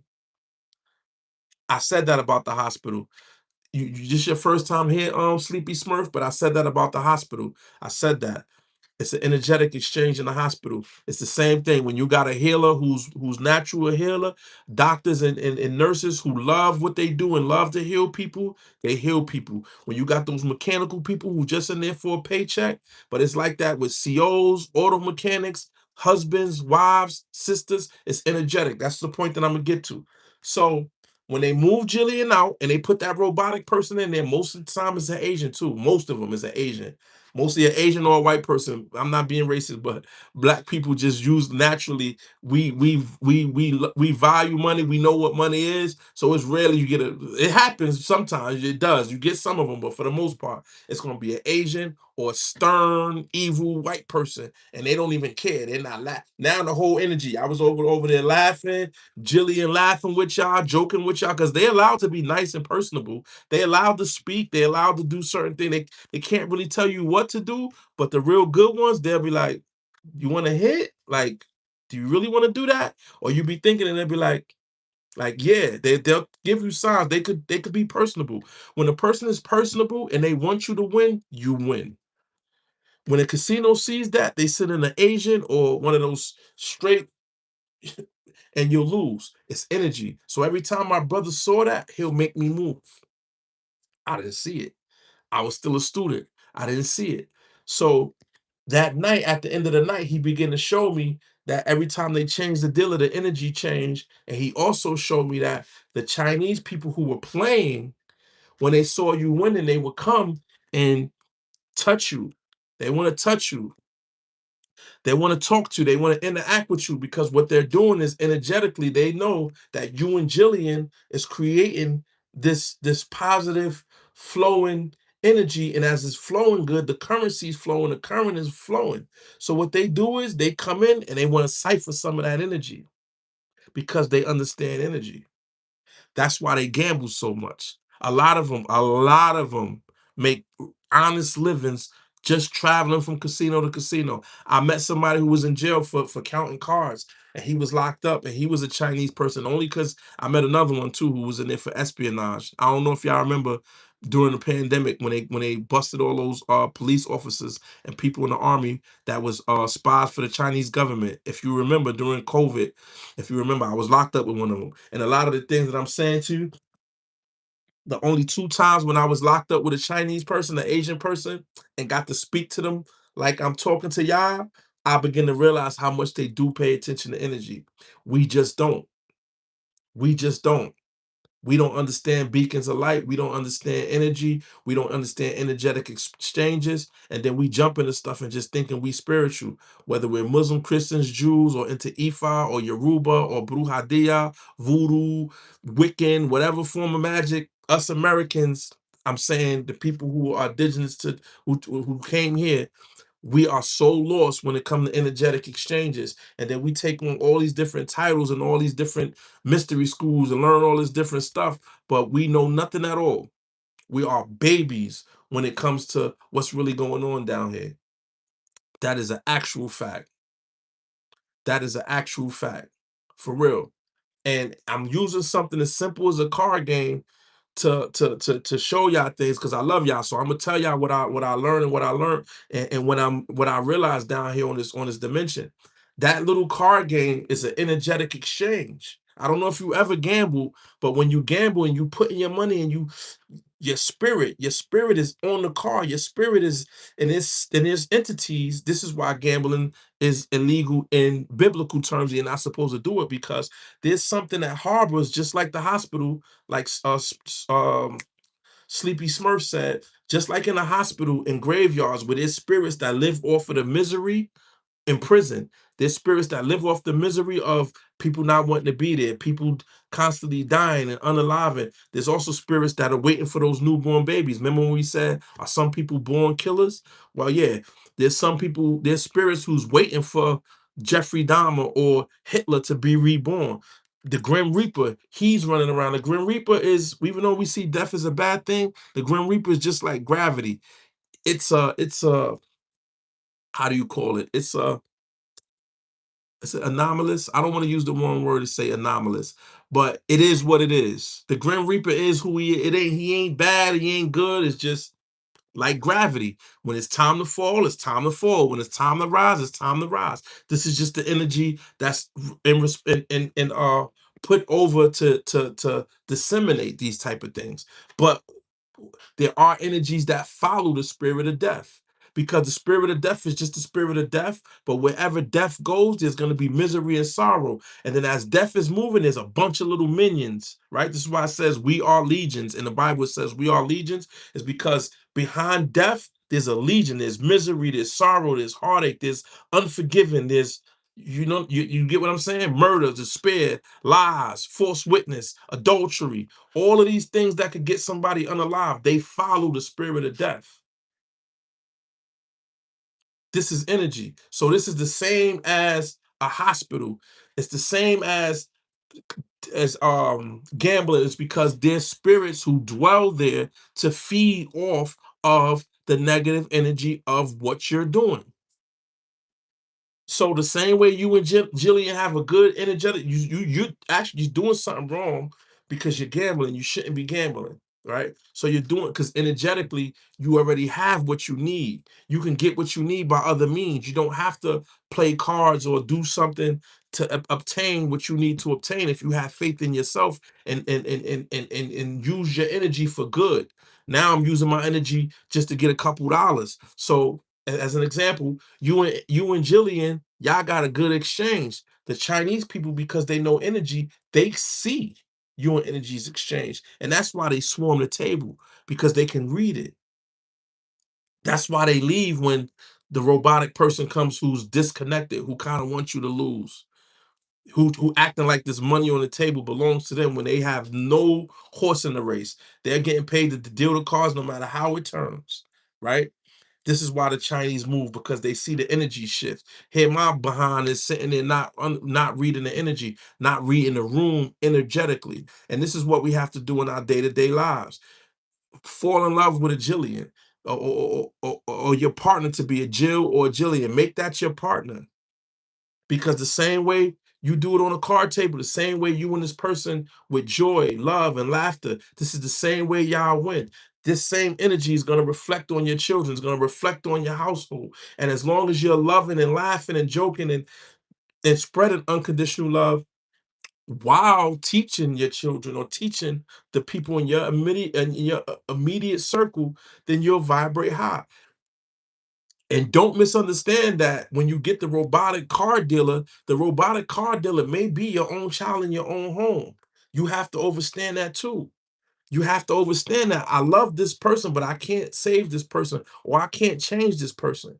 And the minute that person becomes an adult, physically, mentally, and spiritually, you have to allow that soul to go experience what that soul has to experience. You can't give your energy or your life force because you feel obligated to that human being, mother, sister, brother, father, child, wife, husband, whoever. You have to know when you have to cut off or sever that energetic tie.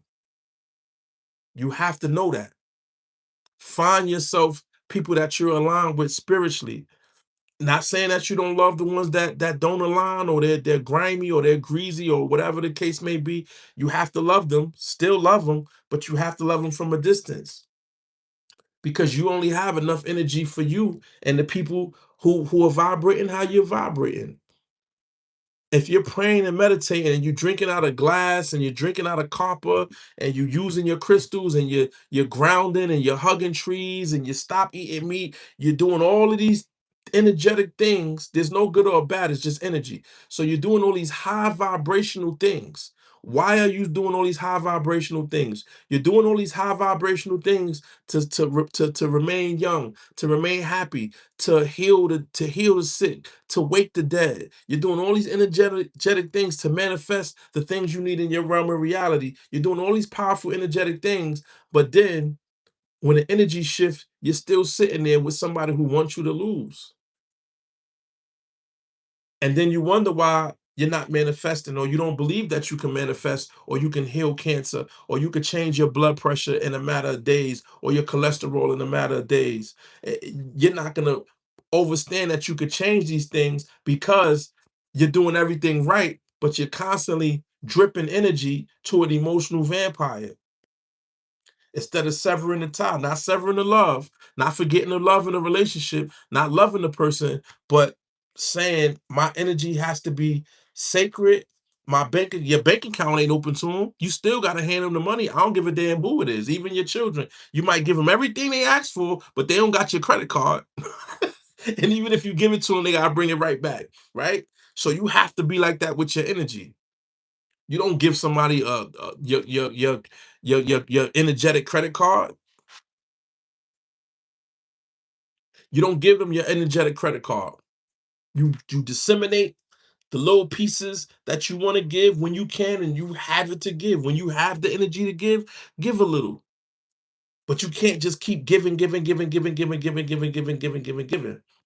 you may have to get cancer out of grandma. You may have to, y'all may have to meditate and remove the cancer from you or your partner, because some kind of blockage in your spirit may have caused cancer to form in your physical body. So in order to get that out of y'all system, you have to have all your energy. You have to glow like Bruce Leroy. You need your glow. And the more energy you giving, you know how when you use a phone, certain apps, and like me going on live a lot, when I go on live a lot, man, this thing, I just learned this. This is something I just learned when I started going to the woods. Y'all know when y'all be with me in the woods, I'm only gonna get like 2, 3 hours out of a phone that might stay charged all day. And I guess because I'm live, the live is draining more energy out of the phone. These phones, this phone, both of my phones, I only get 3 hours on live unless I have a charger with me. If I don't have a charger with me, you're only gonna get 3 hours. But I could sit on my phone for a whole day or half a day on a fully charged phone. But when you're live, it seems, hold on, y'all. When you're live, it seems like you don't get that many the phone don't go, the phone only get 3 hours when I go live on this phone. Why? Because something about the live drains more energy from the phone than normal. And that's how it is in real life, y'all. When you have an emotional vampire or somebody around constantly stealing and taking energy, when it comes time for you to do something great, your phone gonna die on you, or you're not going to have the storage space. You know how you get a certain amount of storage space and you try to download something, it won't let you, so you got to delete some stuff in order to download the video. This is how it goes in life. I don't care how much you pray and meditate, unless you are super pious and have faith of a mustard seed, real faith, then you can move a mountain. Then you could disseminate all the energy you want, and you still gonna manifest and move whatever it is you need to move when your faith is that strong. But I'm talking to all of us who have faith, but we allow doubt to creep in sometimes. When you like that, when you're like that, and you gotta constantly stay vigilant and checking yourself, then you have to be real cautious with your energy. Treat it like your money, because it is your money. Money is a lesser form of energy. Believe that. Believe that. Those who are in power in this planet, the entities and energies, I'll say people who run this planet, they don't care not about no money, y'all. They don't care about money. Money is the leastest form of energy. Money is created. And what I say about that is, if I know how to take a spell and I could take a basket and I could work a spell to where an entity puts money in his basket. Every time you ever read him when Jesus fed the people the fish or the bread, every time he dug his hand inside the basket, a fish came out. Every time he dug his hand inside the basket, bread came out, right? If there's people who could do that, do you think they gonna sell their soul for money when there's a spell or there's a way that an entity or energy could constantly give them money?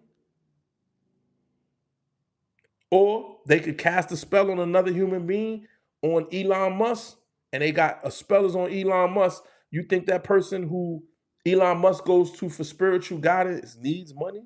No, no. So you have to treat your energy like the most precious form of money, because anything you can get with money, you can get with your energy even more. There's some things money can't buy. It can't buy happiness. It can't buy laughter. It can't create a human being. It can't, make a human being great spiritually or vibrate higher. It can give the illusion of. So we have to treat our spiritual energy like money, the best form of money. And if you don't allow people to your money, if you ain't got your money in a glass jar sitting in your living room, if you don't just hand your credit card to everybody you meet, if you don't hand your credit card to somebody you enjoy having conversations with, then you have to do the same thing with your spiritual energy, y'all.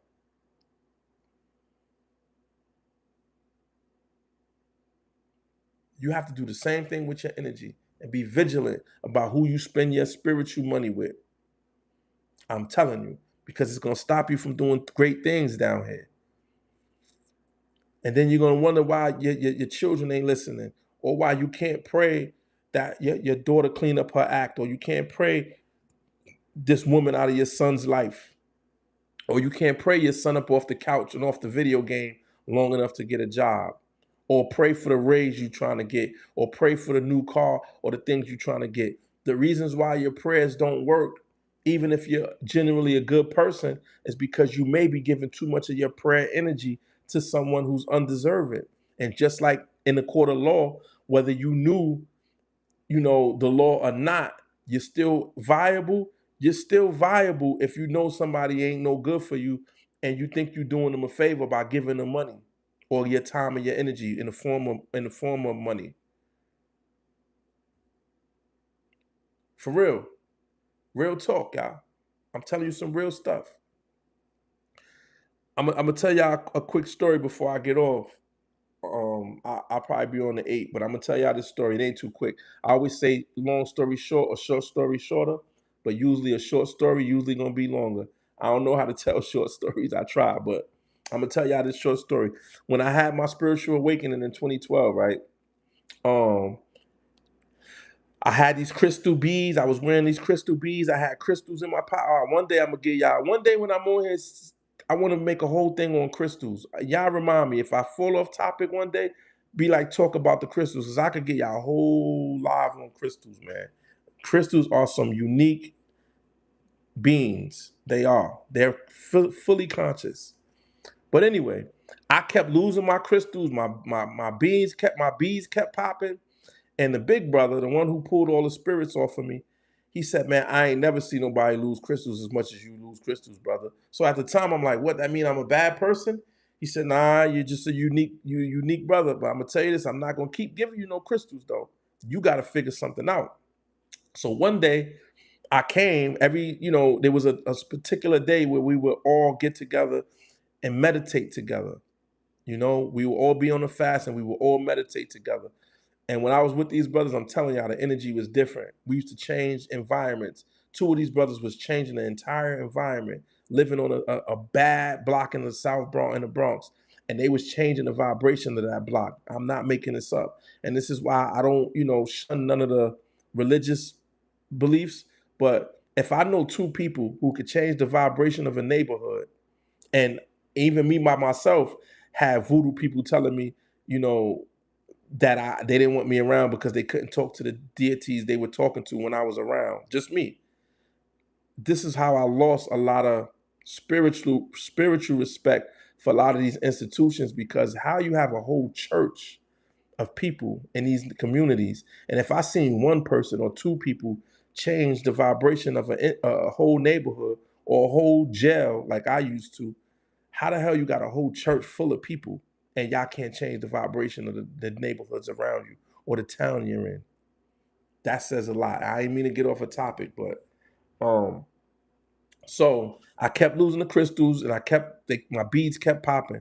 So one week we would always get together once a week and be in a fast and pray and meditate together, and we were powerful together. I'm not making this up. If every human, if the whole human, I'm not even being funny. If what we do and what I know and what I'm telling y'all, if if it had as many as people as the three major religions practice what we practicing, whatever's here would have to flee. If it's a reptilian, if it's a draconian, these disembodied spirits, the disembodied Nephilim, the Anunnaki, whoever, whatever you think in your conspiracy is who run this planet, if there was a whole group or hundreds of thousands of people who vibrated this high, whatever was here would have to flee. And we probably be living to 100, 200 years old like we used to. Real shit. I'm not even making this up. That's how confident I am in vibrating high and having this love and light Christ consciousness. I'm not even making this up, y'all. I'm getting off a topic, but I'm on topic. So anyway, every day we would meet once a week. So in one of these meetings, the brother said, "Listen, I got an this is what he taught me about energy, and I'm telling y'all, they don't like when I share a lot of stuff, but I gotta give away what I gotta give away." So as I kept losing these my crystals, and I kept might need to put a crystal in your glasses to fix my vision. For real, I could fix that too if I was vibrating high enough. But check this out. So as I kept losing these things, every time I would come and be in our fast and our meditations, one day the brother said, "Listen, I want you to do something for a week. And after you do it, when you come back in here next week, tell me how your experience was." I shared this once before in the beginning, so some of y'all may have heard this already. So for a week, he told me, do not hand, yeah, he said, do not hand people money for a whole week until you come back in here and let me know your experience. And he started laughing. And I told you the brothers laugh a lot. And if you watch any kung fu movies or anything that's spiritual, usually teachers laugh a lot. And a laugh is a joy. Laugh is if love is the ultimate love and light vibration, if love is the most powerful vibration on the good side, joy, laughter, and all of these things. Laughter is love, it's joy, right? If you could just laugh all day, we could hit. If somebody laughed for a whole day, their cancer probably will leave their body, or the spirits attached to them will leave. Because laughing is a joyful, powerful vibration. So the brother said, go 1 week without giving somebody money, and he just bust out into laughter. They all used to do it. I'd be sitting there and everybody be laughing. I mean, a belly aching laugh, just saying, try for 1 week, and they laughing because they know I'm gonna go through it. But they laugh and they'll have this whole belly aching laugh, and I'll be sitting there like, what the hell is so funny? But I have to realize that they're so full of love and joy that anything can trigger a laugh. And like I said, I pay attention. I'm a student of life. When you watch movies, most wise people always laughing. The wisest people in the movies laugh the most. Remember in kung fu movies, the guy who's teaching and the little student do wrong, they always like, ha ha ha ha ha ha. They always laugh. They're full of joy. So anything can trigger this joyful response because they're full of it. Joy, not full of it, full of joy. So anyway, he says, try it for 1 week. Don't hand nobody no money. And they all start laughing. So as the week goes, money is an agreement. That's right. Money is an energetic exchange. It is a charge. A sin is a charge. So I go, boom. After the day, I go home, and it all start, y'all. As soon as I get there, the person that I'm with at the time, as soon as I get there, she asks for something. And I lived a kind of a distance from the store. I was living uptown in the Bronx. As soon as I got home, the person I was living with asked for me to do something. And I said, all right. I walk back to the store. I come back. When I come back, she asked for something else. And I was like, I don't feel like walking back to the store. Like, can it wait? No, I need it now. Just give me it. I'll go. I said, no, no, no, no, no, don't worry about it. I'll go. And I walk back to the store a second time. And I come back. Now, this is my third time entering the house. So when I get back, she goes, oh, I just remembered something had to get paid. The person I was living with, she was a stay-at-home mother. She didn't have to do nothing. I was selling a lot of drugs at this time, even though I had my spiritual awakening, y'all.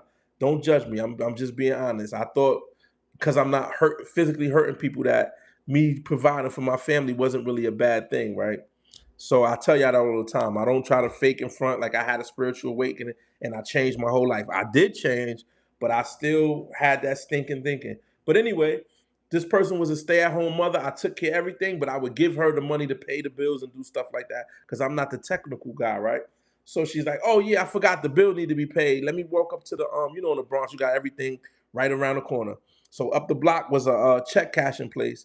She was gonna go pay the bill. So she's like, "Just give me the money." Now I always, in the years we've been together, I always handed her the rent money. So I'm like, "Damn." I said, "Well, let's walk up there together, and I'll pay it." "What you mean you'll pay it?" And instantly, the spirit that was connected. Now, what's happening is from the minute I came in the door, she may not fully realize it. Her personal self, because we do this all the time. She may not have realized why she was doing what she was doing, but the spirit is forcing her to do these things. And this is when you know what she said to me? "What's wrong with you, boy? Why you can't hand me no money?" Off top, it knew what was going on, but she didn't really know, but she knew without really knowing, if that makes any sense. She said, "Boy, why you acting like that? Why you can't hand me no money?"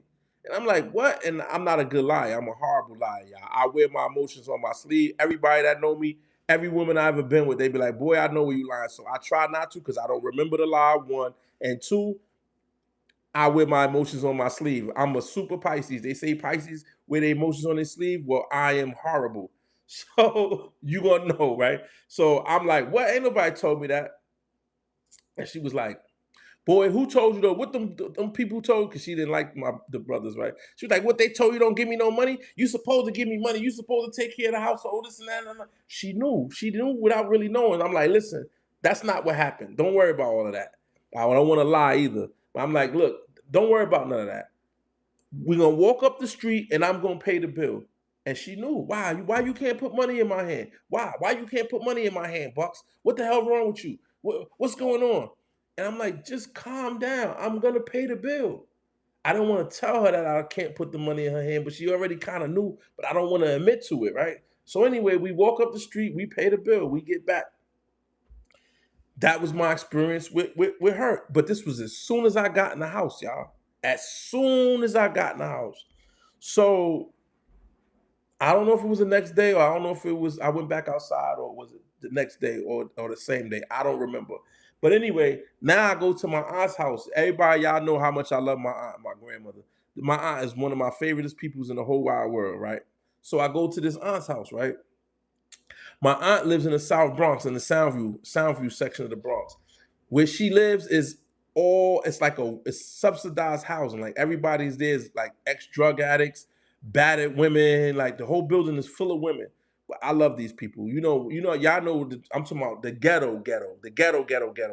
You had to be on welfare, getting out of jail, or the drug rehab to live in this particular building that my aunt lived in, right? So it's a whole building full of these black women that been around. Y'all know the type of black women I'm talking about. They don't play. So every time I go over there, I didn't realize it, but when I was in the streets and I was selling drugs, I had a bad habit of just giving people. I always been like that, y'all. I've been like that. I was always like a Robin Hood type of dude. I told y'all I did some horrible things, but I was one of those dudes. I would give anybody damn near anything they asked for, especially if it was monetary. You know what I'm saying? Like I would give anybody anything. You know what I mean? And people didn't ask me for shit, but I didn't realize it till I got to my aunt's building. As soon as I get to my aunt's building, one of her friends come out. Soon as she see me, hey, Bucks, man, give me $5 so I could go to the store and grab me a boom, boom, boom, boom, boom. And I'm like, oh shit, I can't hand her no money. So I can't tell them, just like praying and meditating. You don't tell people, well, I'm fasting or I'm praying or I'm meditating. You don't say that. You lose a lot of energy in what you're actually doing by reporting it to people. So I didn't want to tell nobody that. They told me don't tell nobody, but I understood the principle of not saying it, right? So he's like, boy, give me $5. I'm gonna run. I'm like, damn, I can't give her the $5. So I'm like, well, hold on. Let me go upstairs and see Auntie. And then when I see Auntie, I come back down and I'll take you to the store. Boy, just give me the $5. I'll go get the five. Boy, you keep money. I know you got a pocket full of money. And I'm like, just hold on. I got you. Just let me go upstairs first, right? Boom. I get past her. I'm in the building. Another one. This ain't even my aunt friend. It's just a lady in the building. Now, normally I might see one or two of these ladies on every visit, right? And they don't be wanting nothing. I promise y'all. They might want a beer or a pack of cigarettes or Lucy. Some don't even want cigarettes. Sometimes they just want a Lucy, right? It don't never really be about nothing. So I'm accustomed to doing this, but I'm telling you, every time I come to the building, I might see one or maybe two. And like I said, it don't be and at the time I'm selling a lot of drugs, you know what I mean? So it ain't really nothing, right? So just this particular day, it's like I seen all of them. I got one in front of the building. I get in the building. There's another one. I get off on my aunt floor. I take the elevator up. I go up. I get off the elevator. There's another one. I go inside my aunt house, and as soon as I go in my aunt, now my aunt is different. She always asks for shit, but that's my baby. You know what I'm saying? I told y'all about my aunt. I did 7 years. My aunt sent me $100 every single day of the month, for the whole 7 years, right? So I know she gonna ask for something. That's just her. That's my aunt. She raised my little brothers. This is like our mother since my grandmother passed away. My mother was still alive, but my mother was still in the streets getting high at this time. My aunt is the matriarch, right? So I already know she gonna want a pack of cigarettes. She gonna want a bottle of Hennessy, or she gonna want some Chinese food, maybe, right? So as soon as I get there, I done pass about 3, 4 of them in the hallway. When I go in my aunt house, there's gonna be 2 or 3 of them in the room. Most of them don't ask me for nothing in front of my aunt because she's gonna curse them out. They'll wait till I go in another room or when I leave. So when I get there, my aunt was like, "Yeah, get me some money." I said, "Auntie, I get it." She's like, yeah, and I'm hungry right now. She wanted some seafood. There's a spot around the corner. You know, this is New York. Everything is right there. So there was a spot around the corner that sells seafood, right? So she was like, I want some seafood. And her little crew, they all chimed in. You know what? Damn, we want some seafood too. They never was this bold before, right? So I'm like, damn. And this stuff is expensive. You know, when you go get the seafood steam, they want crab legs and shrimps and all this other stuff. So I already know this is going to be about a $70 order. This never really happened like this before. So my aunt was like, she don't never go to the store, but she was like, yeah, give it to Maxine. Let her go to the store. She go. I said, no, auntie, I'll do it. She was like, boy, just give it. I said, no, I got it. I'll go. Y'all tell me what y'all want, and I'm yeah, seafood is expensive. I said, just tell me what y'all want, and I got y'all. So I take all their orders. I come back out. The ones that I saw in the hallway, they was all literally besides my aunt. It might have been 5 other people, but they didn't all want nothing. Pack of cigarettes, a bottle of Hennessy, a Lucy, whatever. $5 for this, $10 for that. It wasn't really nothing but the seafood, right? That one was a little doozy because it was her and like maybe 2 of her friends. I don't really remember. But it was more than one. So I gather up everything that everybody wants, and I goes to the store and I'm handing out to the ones that I can hand out what they wanted. I go around the corner to the seafood spot. Check this out, y'all. This is one of the most important parts of the story right here. When I get to the seafood restaurant, there's a black lady sitting on the floor.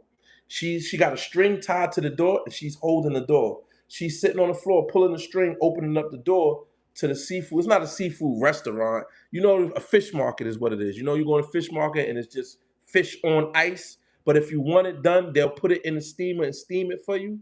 It's like that. It's not a restaurant. It's just like it's a fish market. That's what it is.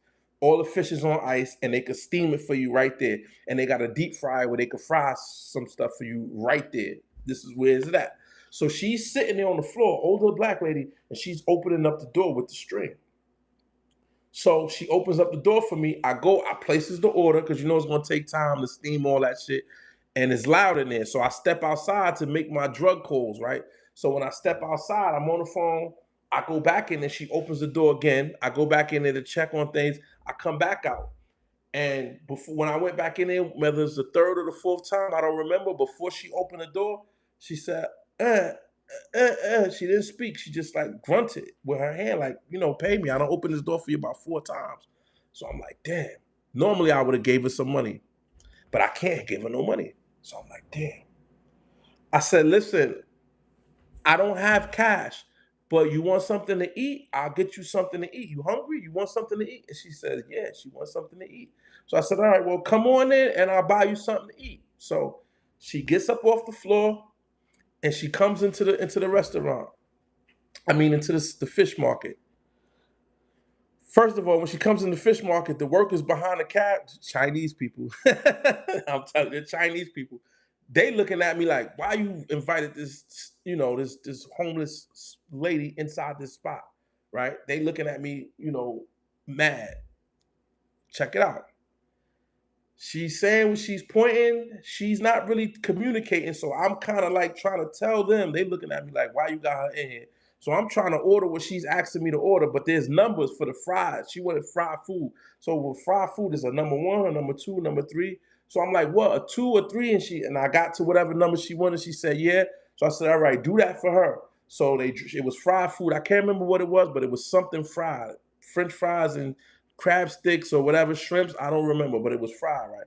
So they drop whatever she wants, whatever. So I'm paying for what she wanted. And they dropped it. I don't remember what it was, y'all, but I'm telling you, it wasn't even down 2 minutes. And she's tapping me. And I'm like, yeah. She's like, I was like, the food? You want the food? She's like, yeah. I was like, it's not done. You want it now? She was like, yeah. I was like, just let it cook. She was like, no, no. I said, you want it now? She was like, yeah. So I'm like, I'm looking at the Chinese dude who dropped the food. He looking at me. I'm looking at him. I'm looking at her. And I was like, give it to her. He pulls it out, puts it in the tray. She grabs it. I can't remember what it was, y'all. It had French fries though, because this part I remember. She it's fresh out the grease. She grabs it and like shoves the majority of it in her mouth. Fries fell to the floor, and she walks right out the spot, for real. And they're looking at me. I'm looking at them. I'm like, I pay for everything.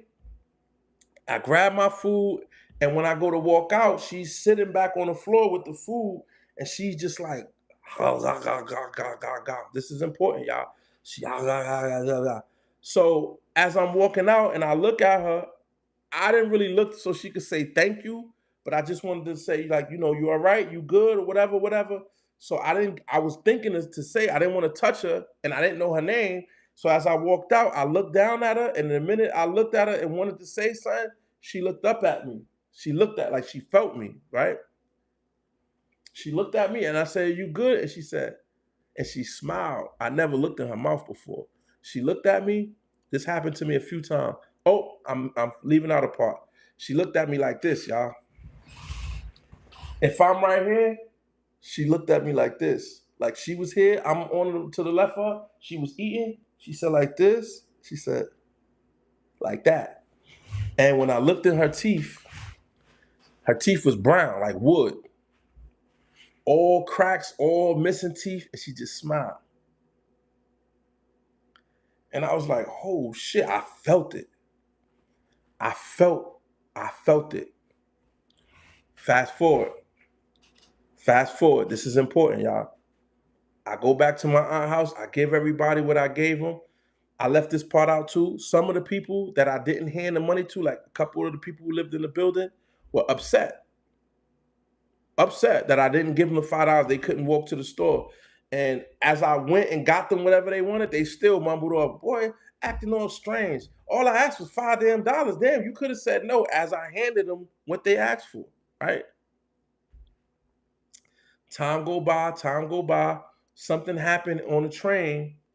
Oh, something happened where I lived. There was a white lady.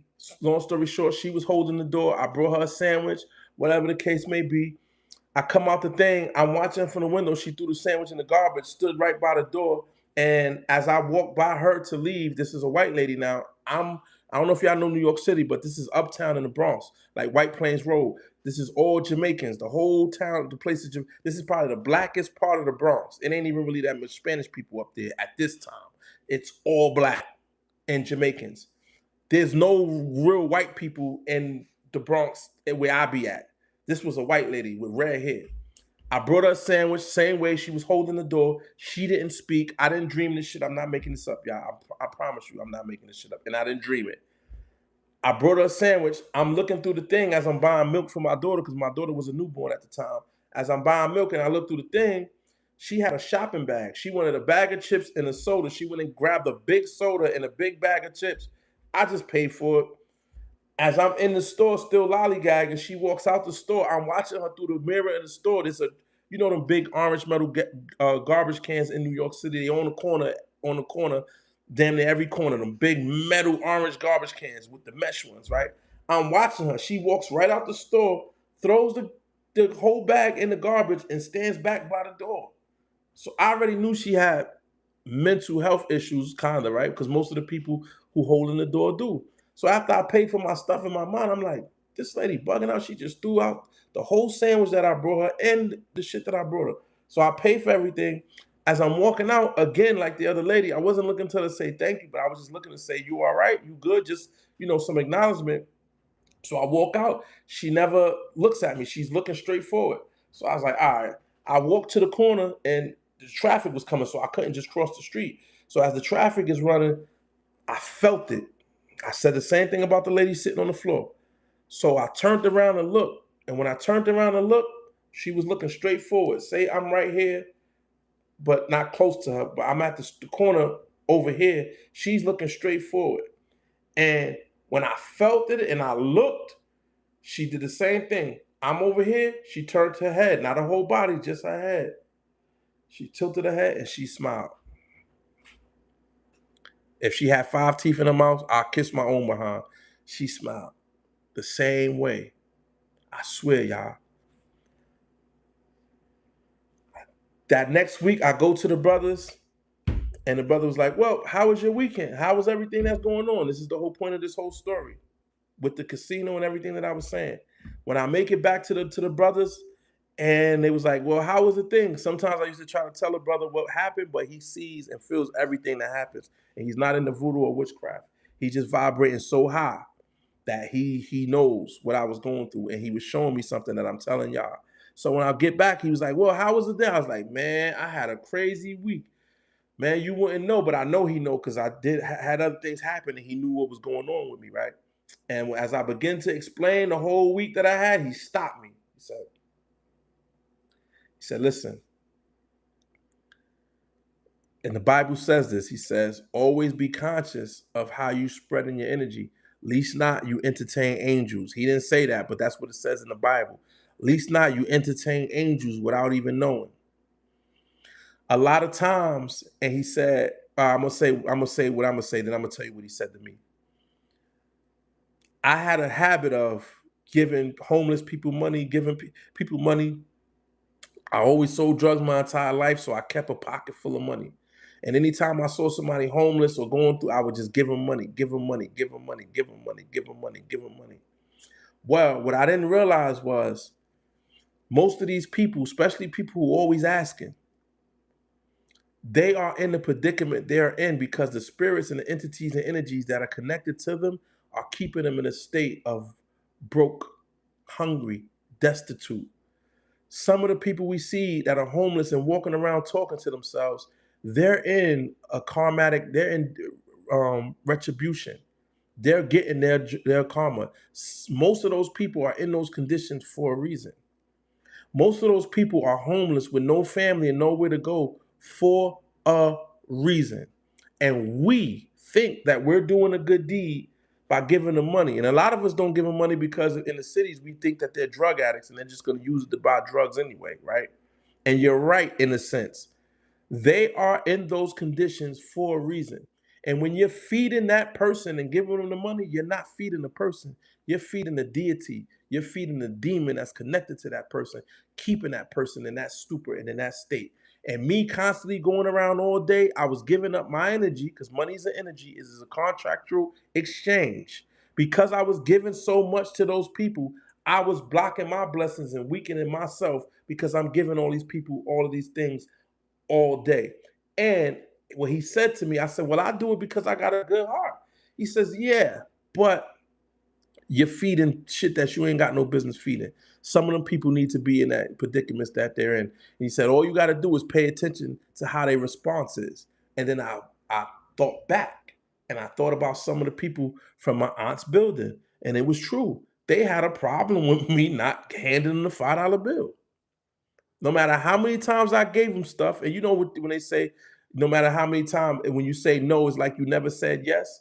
Well, when you're feeding certain people and certain things, it's right. You could give them something 1,000 times. They forget about all 1,000 times. All they could think about is the one time you said no. And a lot of these people couldn't handle the fact that I was saying, I'm not gonna hand it to you. I ain't even saying no. I'm like, hold on, let me do something. They're so used to me giving it without even thinking about it, they got upset that I wasn't giving. And that's when I realized that this is an energetic exchange. We have to save our energy for what we need to do down here. We might be think we helping somebody, but really we're feeding somebody who's in a down state or in a state of poverty or homelessness or destituteness because of their karmatic whatever they have attached to them, y'all. That lady sitting on the floor was fully possessed by a spirit, and I fed that demon by handing her that money. Same way with the lady who threw out the shit that I gave her. She threw it right on out. And because I was vibrating and praying and meditating, and I didn't hand them the money to do what they want to do, what was connected to them revealed itself to me. And that's why they turned their head and they smiled. That was the entity showing me itself. I felt it. And those was the first times where people looked at me with that side with, you ever see in the movies when a person possessed, they go, like that mechanical shit, that's the entity. They're not used to human bodies, they're disembodied spirits. So their movements are unnatural. And because I was praying and meditating and not giving up my energy, I forced the entity to show itself. And guess what, y'all? After I had that experience with the brother, when I was working in Midtown Manhattan and I would ride the train, I began to watch at the people There'd be a train, there'd be a train crowded with people, full of people. And then you'll have a person who'll come on a train begging for money. They're not washed, they smell, right?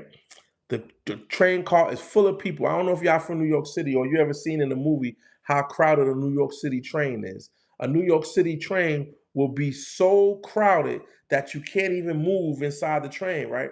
And then you'll get this homeless person now to come on the train and force their way through the whole crowd of people asking for a dollar. Anybody got a dollar of money? Anybody got, can I have? They'll reach over you, they're rude, they'll bump, they know they smell, they'll bump through the car and go back and forth. And as people are handing the money, all they're doing is grabbing the money. They don't even make eye contact. I begin to pay attention. Some of them won't even make eye contact. They'll see the dollar, they'll grab the dollar. As they grabbing a dollar, only thing they looking is for the other person digging in their pocket. They ain't even looked at the person who's handing them the money. They never say thank you. They never say thank you. They never show gratitude. The only thing they're thinking about is what you handing them, and they're looking for the next person to hand them something. 9 times out of 10, when y'all get off the train, they don't even look at you. They're going into the next cart to look for some more money. That is a taken spirit that you just fed. I'm being honest. Look at it like that and be wise and pay attention to what you're doing down here. And they say the Bible says to give to all of that, give to the needy, not the greedy. Give to really go to a homeless shelter and pass out some food or whatever the case may be, and do that as your deed to society. I do it quite often. Do that. But going and giving, handing people your money on the train and handing them, you're feeding an entity. And people, these religious people, they don't know energy. All they know is what somebody told them. You think the problem that I'm looking for acknowledgement? No, I'm not looking for it. I never looked for acknowledgement. If you listen to what I'm saying, I always gave the homeless and poor people my money. When the brother told me not to do it, and I don't know how long you've been in here listening, but when the brother told me not to do it and I didn't do it, I was allowed to see what was connected to the person. And once I did that, from that point on, I started watching the people who beg for money on the train, and I began to watch that they don't. It's not about, all right, let me reverse the roles. Let me reverse the roles here. If I was in a position where I was to beg, right, and I'm on a train begging, and somebody gave me something, let's reverse the roles here. I would acknowledge you regardless. It's not that I was looking for acknowledgement. I'm just trying to show you something. If I was the person on the train begging for money and you handed me $1 bill, I would thank you because I know you don't know me. We're strangers and you don't know me. And you didn't have to give me. If there's 50 people on the train, only 3 or 4 people may hand the person something. So if you're one of the people that handed me $1, I would look you in your eye and say, thank you. I appreciate you so much. Thank you. And when I go to the next person and they handed me $1, I would say thank you. That's just me. So no, I'm not looking for acknowledgement. I'm just showing you what you're feeding because I was the same way. I'm like, because I went back and forth with the brother. Hold on. You're telling me not to give the homeless, to not to look out for people? I don't know how to do that, sir. I don't get what you're saying like that. But as I thought about it, first of all, if those two, the lady sitting on the floor and the white lady who threw my food in the garbage, if they didn't do what they did, I would still probably be fighting with what the brother taught me. I would still be fighting with what the brother taught me had what was connected to them not revealed themselves. Had I not see the lady got the food out the hot grease, the seafood that wasn't even cooked, she didn't even allow the food to be cooked. And what she did was she grabbed a handful of stuff and stuffed it in her mouth. How the seafood, I don't remember what it was, but whatever it wasn't even fully cooked. She sat down on the floor. And when I came out the restaurant, out the seafood place, I wasn't looking for acknowledgement. I was just looking to say, you good, you straight. She was like this. That was the entity that I fed. That's not human. That's not a mental health issue. That is a demon that attached itself to that woman for whatever reason, however long it's been in her physical body. That was not a human being. That's what I'm explaining to you. That's what I'm explaining to you. That's what I'm explaining to you. And as some of the people in this live knows, about the time when I made healing water, and there was a man holding the door at a restaurant, and I made some healing water for myself. I had a glass jar with crystals in it, and as I'm vibrating, how I'm vibrating, and the brother was outside of a restaurant. I mean, a supermarket, and he said, "Water, water, water, water," and I'm like, I thought he wanted $1 for some water because he was begging, and he pointed to the glass that I had in my hand. Now, well, I'm not gonna say what he didn't know. Whatever was connected to him, his natural self, or his angels, or his fan, or whoever was watching above him to pull him out of his state, told him to grab my water. He the water that I had crystals in it. I prayed and I meditated over this water. This was healing water. This was holy water. He was asking me for his holy water. He was thirsty. Demons will do that. If you watch spirituality, when people get exercise, they want water, right? Holy water. This was holy water. So I'm thinking he wanted $1. I was like, yo, I ain't got no money. By this time, I already know I'm not handing nobody no money, right? So he was like, water, water, water. I said, this, you want this? And he was like, yeah, I'm not gonna deny him the water. I said, one only thing that I could say is, I've been drinking off it. You still want it? He said, yeah. I handed it to him. He drank for a couple seconds, then he dropped my jar. I had the same jar. I drink out of mayonnaise jars. He dropped my jar and began to cough. Snot, tears, all kind of fluid coming out of his eyes, coming out of his nose, drew down his mouth, and he was coughing uncontrollably. And I'm patting him on his back, and he looked up at me in the days when his physical self came back to himself, and he asked me, "What year was it?" And I told him it was 2012, and he said, "It's not 1996. It's not 1997." I said, "No, it's 2012, brother." And he started crying and said that he'd been in that state. His mother died in 2006. And he said he was suffering from depression. He don't know how he got here. He don't remember being here. It can't be 2012, he told me. So I told this story before. I didn't want to go off into all of that because I was really just talking about energy and the energetic exchange. But when somebody said I was looking for acknowledgement, I'm sorry, no disrespect. What does vibrating mean? Vibrating is like when you pray, when you meditate. Jesus, when he went to the mountain to pray, and it says he transfigured in front of the disciples, his transfiguring came from vibration. Everything vibrates, everything pulsates, everything has a vibration.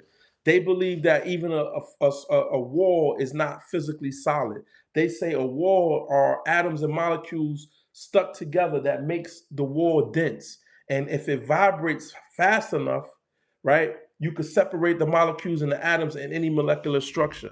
So vibrate is to live. Your heart pumping his blood is pulsating. Pulsate, vibrating. Anything that is alive has a vibration, has a pulse, has a rhythm, has a beat. Breath is how we vibrate. Breathing is what we how we create a vibrate. So when I say vibrate, I mean living. And when you live in of light in Christ, or you're into the Bible or the Quran or any of the positive religious beliefs, even though there's a lot of falsehoods and false teachings in these things, when you're doing those, you're vibrating high, meaning that you're living high. Your vibration is heightened. You have more life force, more energy. So a vibration is an energetic exchange. It is what we do. We are vibrating. That's what your heartbeat is, your breath is in and out, your heart pulsating. It is a vibration. We all emanate these vibrations. So when I say vibrating high, I mean living good, living righteousness, because these are vibrations. These are energetic exchanges. That's all it is.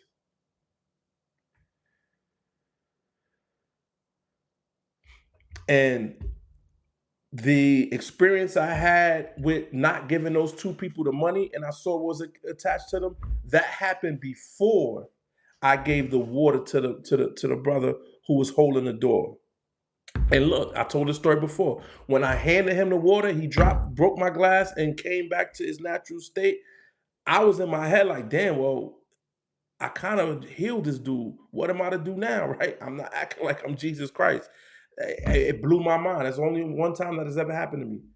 Well, in that way, I seen a spirit leave somebody before, and they came back to their right state of mind, but not because I gave them my water. But in the moment when I realized that he came back to his natural self, I'm like, damn, what am I gonna do? And as this is happening, a brother was walking who observed what happened from across the street, and he walked across the street, and guess who he was?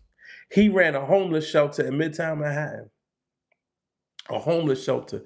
He took the brother's name, gave him a car, wrote his car down, and he told him, "Come see me tomorrow, and I'll get you a bed, and I'll get you situated." I swear to God. Is it a coincidence? Because I don't know how long I would have been forced to stand there with this dude because I didn't know what to do and I didn't know how to help him. I did give him some money. You know what I'm saying? But there's no such thing as coincidences. And this is why the name of this live was This Is My Purpose.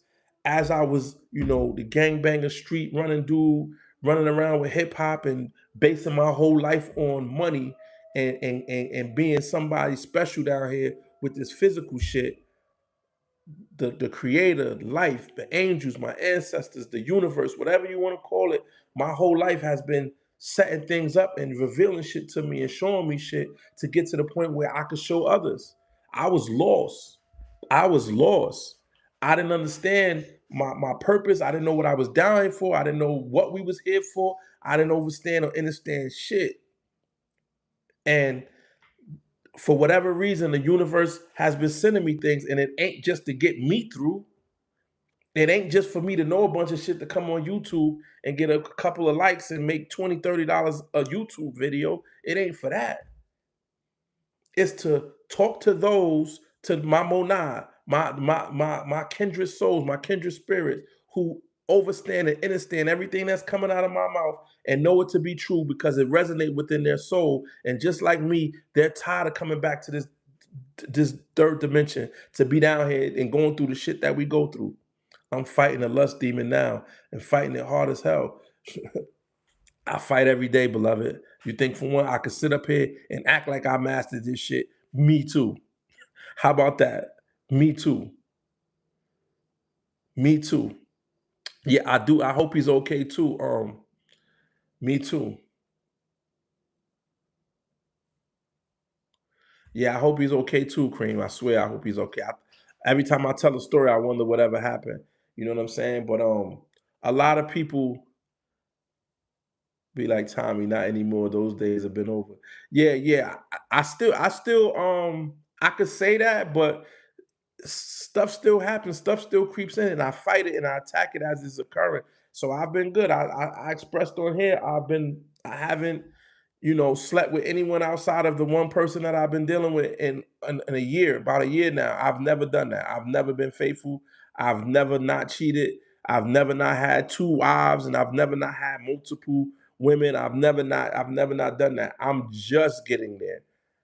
The sex demon, what we call, is probably the last one that I've been fighting. Because again, just like how when I was in the streets, I thought if I stop being violent, it's okay to sell drugs. Then I realized it's not okay to be violent or sell drugs. So then I stopped doing both. So then when I stopped doing both, guess what I still was doing? I was still fornicating. I was still married. I was still having orgies. I was still having threesomes. I was still doing all this other sexual shit because I'm like, well, I'm not selling drugs, I'm not being violent, but I still was doing that. You know what I'm saying? Still lying, still cheating, still doing deceptive things, still gambling, but that one, the sex one was the last one because even if you're not doing none of the other stuff, right? This was my logic. I'm sorry, I don't really get into this a lot, but even when I was married, I lived with two women. Me and my wife had a girlfriend for a little while, right? So I was polyamorous, right? So I used to, there was for a time, I felt like up until probably about a year ago, I felt as long as I'm honest with the women and I say, listen, I'm not monogamous. We could be together and I'll be good with you, but I'm not monogamous and you could do what you want and I could do what I want. That was my way of being honest to what I was still doing. But I knew that they was gonna fall in love. I knew that they was gonna want to be, even if they agreed to it. I knew eventually they was gonna want me all to themselves, and I was gonna continue to do what I wanted to do. And then I could always say, "Well, I told you." Right? I didn't lie. I told you from the beginning this is what I was. But in all reality, what it is even though I was honest in the beginning, even though I knew that they was gonna say yeah or agree to it until things got deeper, I could always use the excuse that, well, I'm not I kept it real. It's up to you. But no, I still have a desire for multitude of women. I still have desire for more than one person. I still have desire for new sex. I still have desire for these things. So no matter how honest I was being, I still needed to feed the demon of lust because I still needed to do stuff with other women when I felt like it. So it wasn't a them thing, it's a me thing. That was the last one that I had to conquer.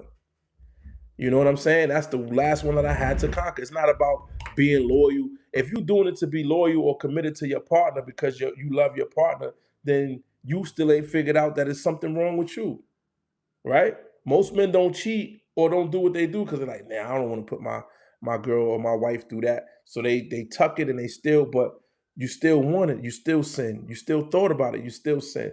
And you're fighting the urge that eventually you're gonna crack. The only way you can to fix it is to defeat the urge, to understand, to be okay with not having to have relations with a woman in that way, to be okay with going months without it, to be okay with praying and meditating, to be okay with being what is it called?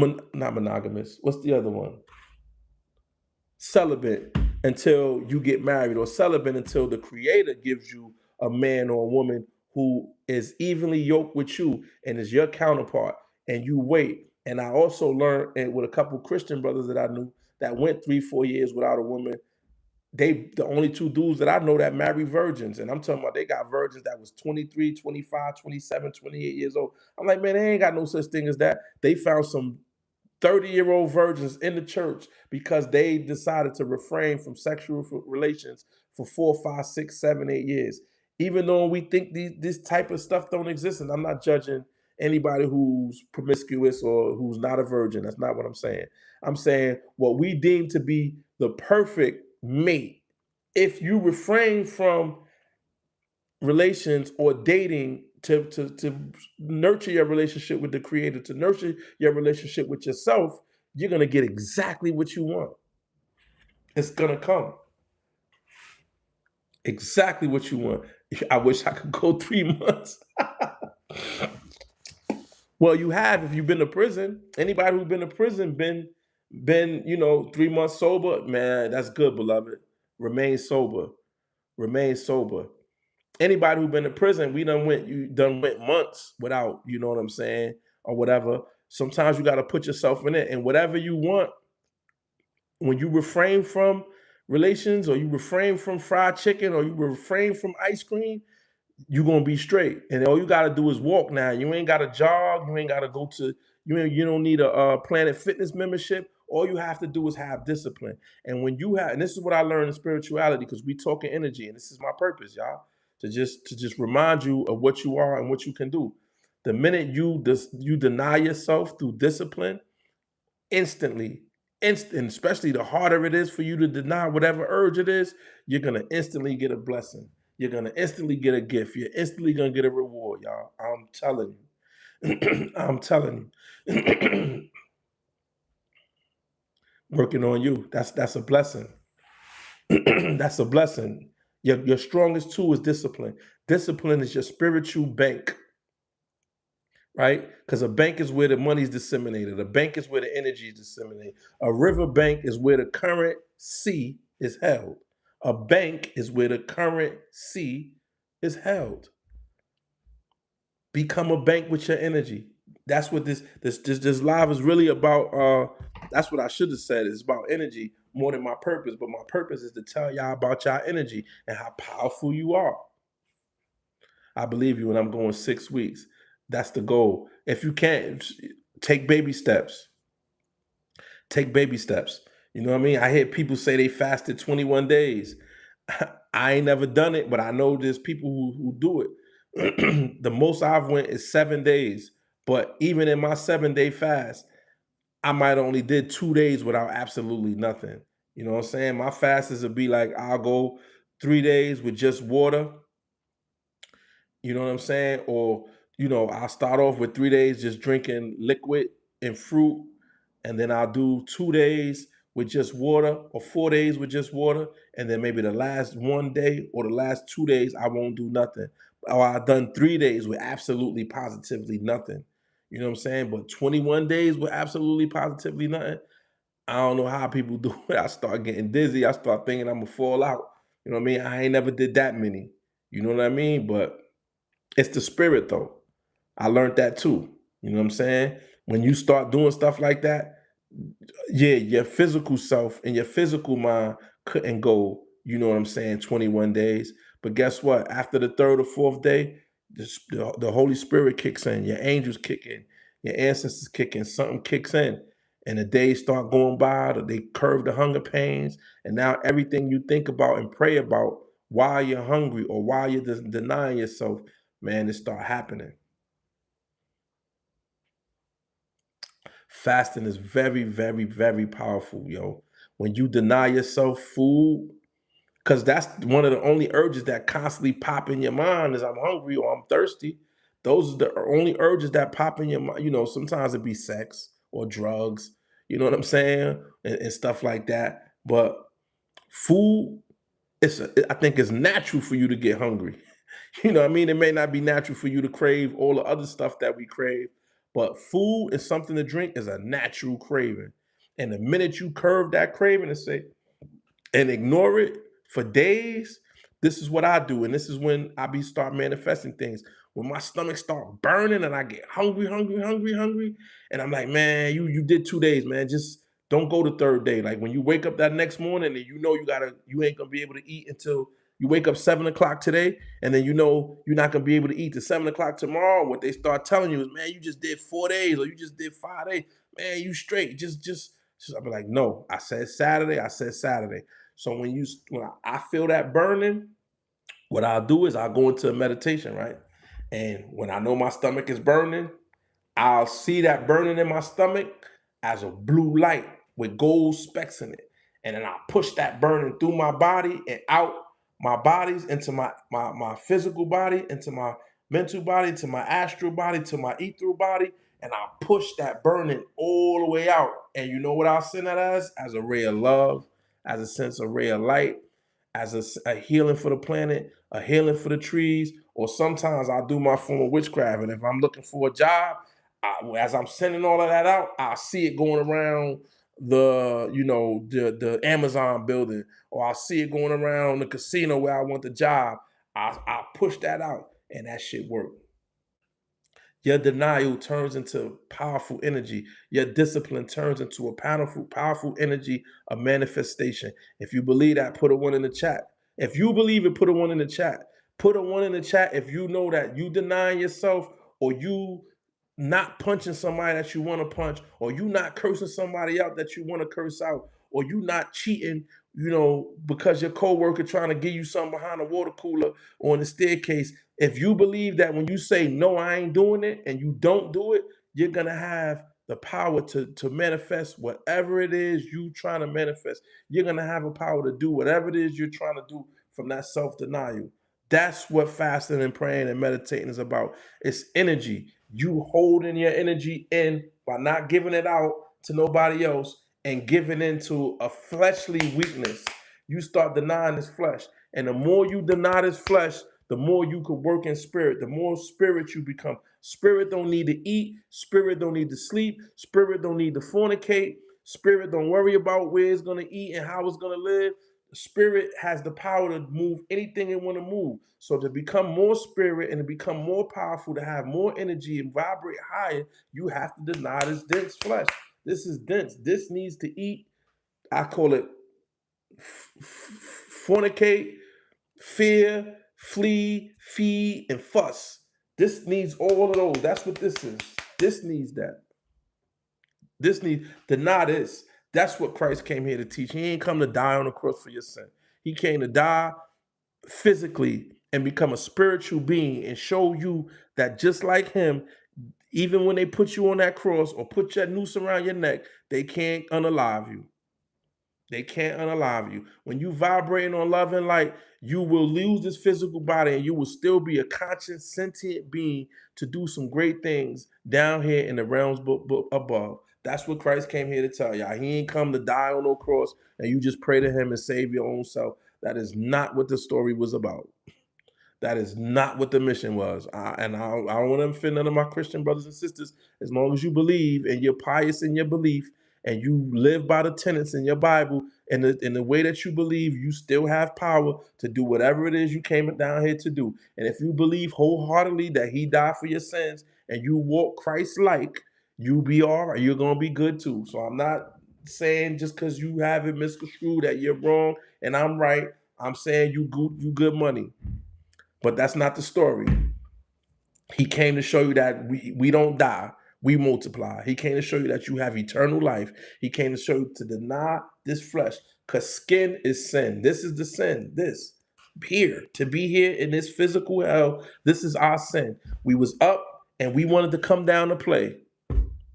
We made a conscious decision somewhere in our soul cycle, somewhere in our subconscious, on a subconscious soul level. We made an agreement. We was the little kid that wanted to come down here and play. We was up with the all in all, with the creator. And once we became consciousness, or the oversoul that we emanated from, once it became consciousness, whether you believe it's wisdom, Sophia, or whatever you want to believe, when it became conscious, we became conscious and we looked down, we said, oh, we want to play.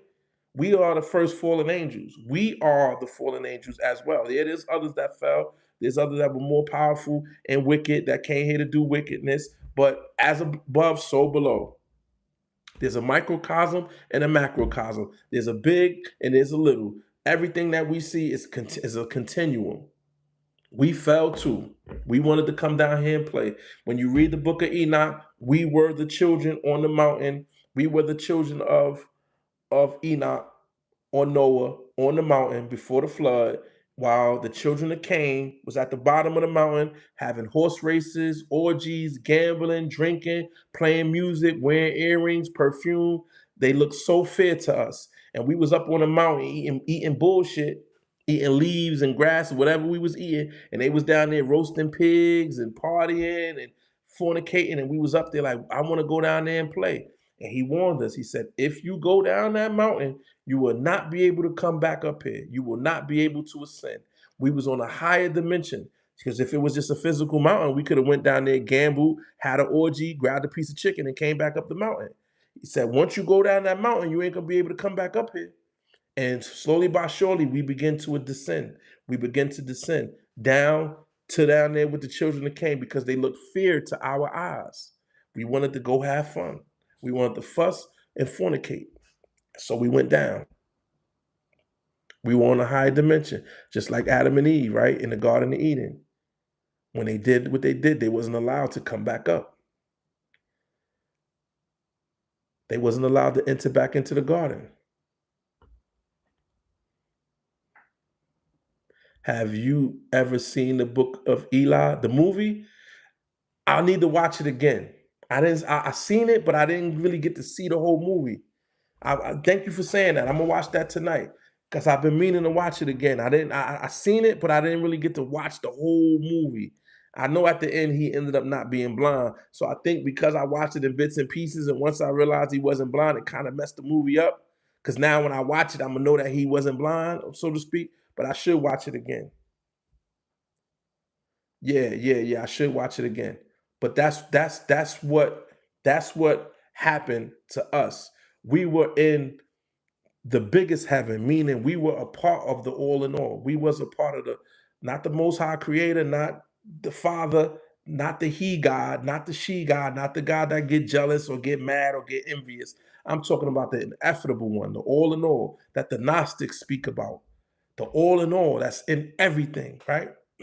We were upon that. We were in that ocean. We was a part of the ocean.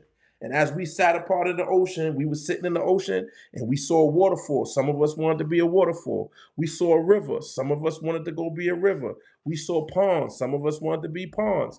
We saw the water evaporating and becoming water vapors and going up to the clouds and coming down as rain. Some of us wanted to evaporate and be rain. We wanted to be active.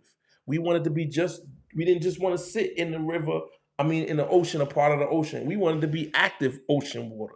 So we left to be active. Now we done moved so far away from the all in all and the ineffable one. Now we have to shed this physical body, this third dimension, this density, vibrate so high that we no longer need the body, and all the things that come with it: envy, lust, jealousy, sex, food, money, power, greed. We have to shed all these physical things and become physical in order to clean ourselves so we can vibrate high enough to go back to the all in all and lead some back to the all in all. That's why Christ said the kingdom of heaven is within. Because what? Your soul, your eternal spark that does not perish, is the most high creator. This is why he said to see your brothers as yourself and to love God with all your heart is the most important um scriptures. Because what? If I have a divine spark, if the heaven is within me, if God is within me, and I see you and you have the same thing, then what are we? We're the same. We're just a reflection of all. That's all we are. We're down here experiencing this life as the all in all experience itself within itself. I'm tired of coming back down here. I'm tired. I keep coming back. I done been back a long time. I done been back, not a long time, excuse me, because I only been here 47 years. But I've been down here a long time. And please, Lord, forgive me. Don't be thinking that there's some entity connecting itself to me, speaking, telling y'all it's been down here a long time, because that's the demon that's in control of me. No, I'm talking about my soul. I ain't been conscious no 5,000, 10, 20, 30,000 years. I go right back through that triple stages of darkness, come out of womb just like y'all, and goo goo gaga and poo poo on myself and learn all over again. I'm tired of it. I don't want to do it no more, y'all. I'm tired of it. You know what I'm saying? And I pray and vibrate high, meditate. So, when I do, transition, hopefully, I don't want to just go. I'm not gonna lie, I ain't ready to go all the way back yet. Send me to a form of heaven where I could come back here like Melchizedek did, like Yahshua Yahweh, Jesus Christ came down here, like some of the Buddhas and some of the Lamas who come down here. They call them ascended masters who come down here to teach, to pull some of these souls out and bring us back to the oversoul, bring us back to a form of heaven, so we can walk around in that place where it's marble and gold and we don't die and all of that type of stuff. That is a form of heaven, but it's not what they're making it seem out to be, y'all. It's not. Let's go there so we could come back down here in other realms and realities and other galaxies and Mars and Jupiter and other places where there's entities and energies that are consciously sentient beings that may be a little different from us, and we could pull some of them out too and bring them back. Let them come back up the mountain. Peace, peace, peace, peace, peace, beloved.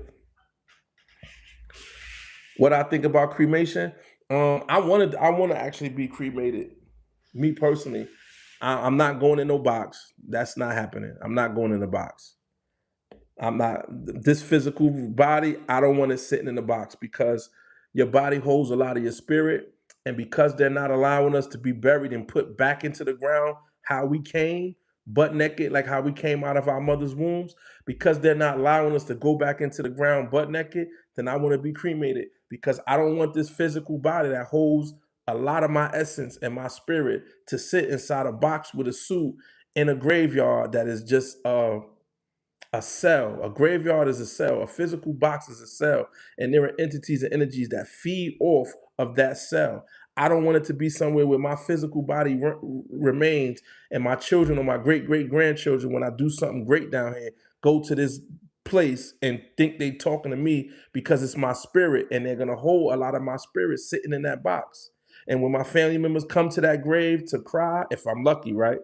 If you're lucky to have people that come to your grave and cry over you and miss you, right? There's an entity that's gonna be right there sucking up all of that energy and that misery if I didn't teach them where I am and who I am. Because there's no reason to cry for me, Argentina.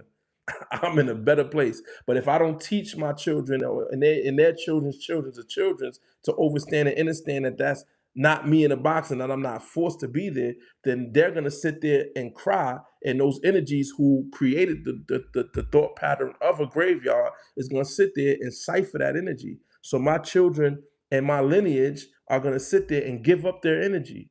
As I'm teaching y'all about this energy, you think I want to be a battery, a Duracell, sitting in a cell inside a ground, inside a coffin, for people to come there and venerate me and cry about me to feed some other entity? No, burn me and spread my ashes in the water. Throw the whole damn urn in the water.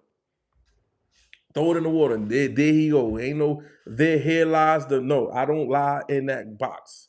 That ain't me in there. Take my ashes and physically throw them off the back of a boat, or find a piece of ground and go to some wilderness and some woods and throw that shit in the woods back onto the ground where it came from. Release that energy. Don't sit me in no box with no clothes.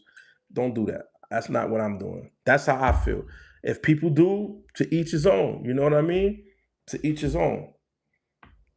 Whether you're going to hell or heaven or reincarnating, it's gonna happen anyway, no matter what they do to you. But what I'm saying is, if I sat here for my whole life slaving and busting my hump, feeding this system, and somebody's feeding off of my energy and living off my energy for free, why the hell I want to be in a box and still be a battery for something to feed off of me, off my physical body, even while I'm in the grave? No, sirree. Send me back to the essence, to ashes, turn me back to dust, and let me be a part of the earth again, the dust. Turn me back to dust. I don't want to be stuck in nobody's box and to be a box of dust inside a suit, in a box with my name and the day this physical body died and was born inside of a box. No, burn this shit up. Maybe if I burn it, it'll help me not come back for sure, because because that's what the Egyptians believe, y'all. The Egyptians believed in that type of stuff. They believed in two things. They left the body to trick the people who's at the gates so they could sneak past the firmament and sneak past the judge at the halls of Amente and go back to the all in all. And some of them, because they were so powerful as rulers here, they wanted to come back. So they left so much of their spirit inside their coffin and their organs and their trinkets. Because we put our spirit in everything we cherish. If I love these glasses, I'm gonna leave a piece of my spirit on these glasses. These wedding rings, right? The things that we cherish, our homes, our women, our men, the things that we cherish, we leave a huge piece of our spirit on the things we attach ourselves to. The lighter you are here, when it's time for you to go, the more likely you can return back to the all or to heaven or to the higher realms, because you didn't attach yourself to so much shit down here. The more shit you attach yourself to down here, the more likely chance you're coming back. So the Egyptians kept all of their toys and the stuff they had, put themselves in the sarcophagus and held their organs and all this different shit because they wanted to come back. They wanted to be born into the same family, the same soul group, and be rulers again. Not in the physical body. They wasn't that dumb. People think that they thought they was gonna come back and be able to enjoy their toys and come out of the coffin as a mummy. They didn't. They wasn't that dumb. They knew that. They built pyramids. They knew about mathematics. They did brain surgeries. They knew spirit. They called the Merkaba. That's your star tetrahedron. So they knew that it was three parts to a human body. So the people who had that kind of knowledge didn't think they was gonna come back out of the coffin and still have their toys. That's not what it was about. They knew that their most prized possessions that they got buried with, they left a part of their spirit on their comb, in their sandals, in there. If they had a chariot that was custom made, they loved their chariot. The things that they loved here on earth, they knew that they left a piece of their spirit. So if they put all of the things that they left their spirit in, their body, their comb, their mirror, their jewelry, their crown, and their children who had sex with their first cousin or their uncle's children, they knew that their soul would come back through that lineage. And because their family was there, not too far from the tomb, and all their belongings was in the tomb, when they got reincarnated, they knew that they would come back to Kemet or back to Egypt, that they wouldn't be born a poor person in Rome or Greece, because their spirit would more likely come back to where it's most of their spirit was, and that's with their family, with their belongings, with their physical bodies. So it was about reincarnation, but not coming back and enjoying their toys. They used that as a beacon to, when their spirit came back in, that they would still be born in the richer class so they can rule again. And this is why you had Ramses the fourth, fifth, and sixth. This is what they taught the Greeks and the Romans, and this is why the Greeks, the Romans, and which ended up being the British crown, the monarchs in Britain. This is why you got Elizabeth III, Charles the 14th, Louis the 15th, and all of this shit. They taught these practices, and those white people got a hold of it, and that's why they marry their cousins and stuff like that, because they want their soul to come back into that certain bloodline and them same people so they could be rulers again. Okay, y'all. I appreciate you. Yashua, oh man, Merkaba. Yo, I wish you was here earlier, man. I don't know when you came, but I supposed to been logged off at 8 o'clock. I just stuck around for a little longer. I love y'all. I appreciate y'all. I thank y'all for being here with me. What's today? Wednesday? Yeah, I'm gonna come back on tomorrow. Matter of fact, y'all. If I don't come back on to tomorrow at 12 in the afternoon, 12 in the afternoon, then it's gonna be around 3 or 4 o'clock. It's either gonna be 12:12 or 3:33 or 4:44. One of them type of times. You know what I mean? I'm gonna come back. So I'll probably be on here 12 o'clock tomorrow, but I know everybody work. So I'll probably be on here at 3 o'clock, 3:33 or 4:44 tomorrow. I ain't doing nothing tomorrow. I'll be here with y'all. I'll probably make the whole show tomorrow about crystals, and we're gonna talk about, the crystalline consciousness, which people believe to be Christians, and the way they act when it's actually a consciousness. We'll get into that tomorrow. That's what I'll make the live about tomorrow. But I appreciate y'all. Peace, love, and light to the collective. Thank you for being here with me. God willing, or inshallah, as they say, I will see y'all tomorrow. Peace, y'all.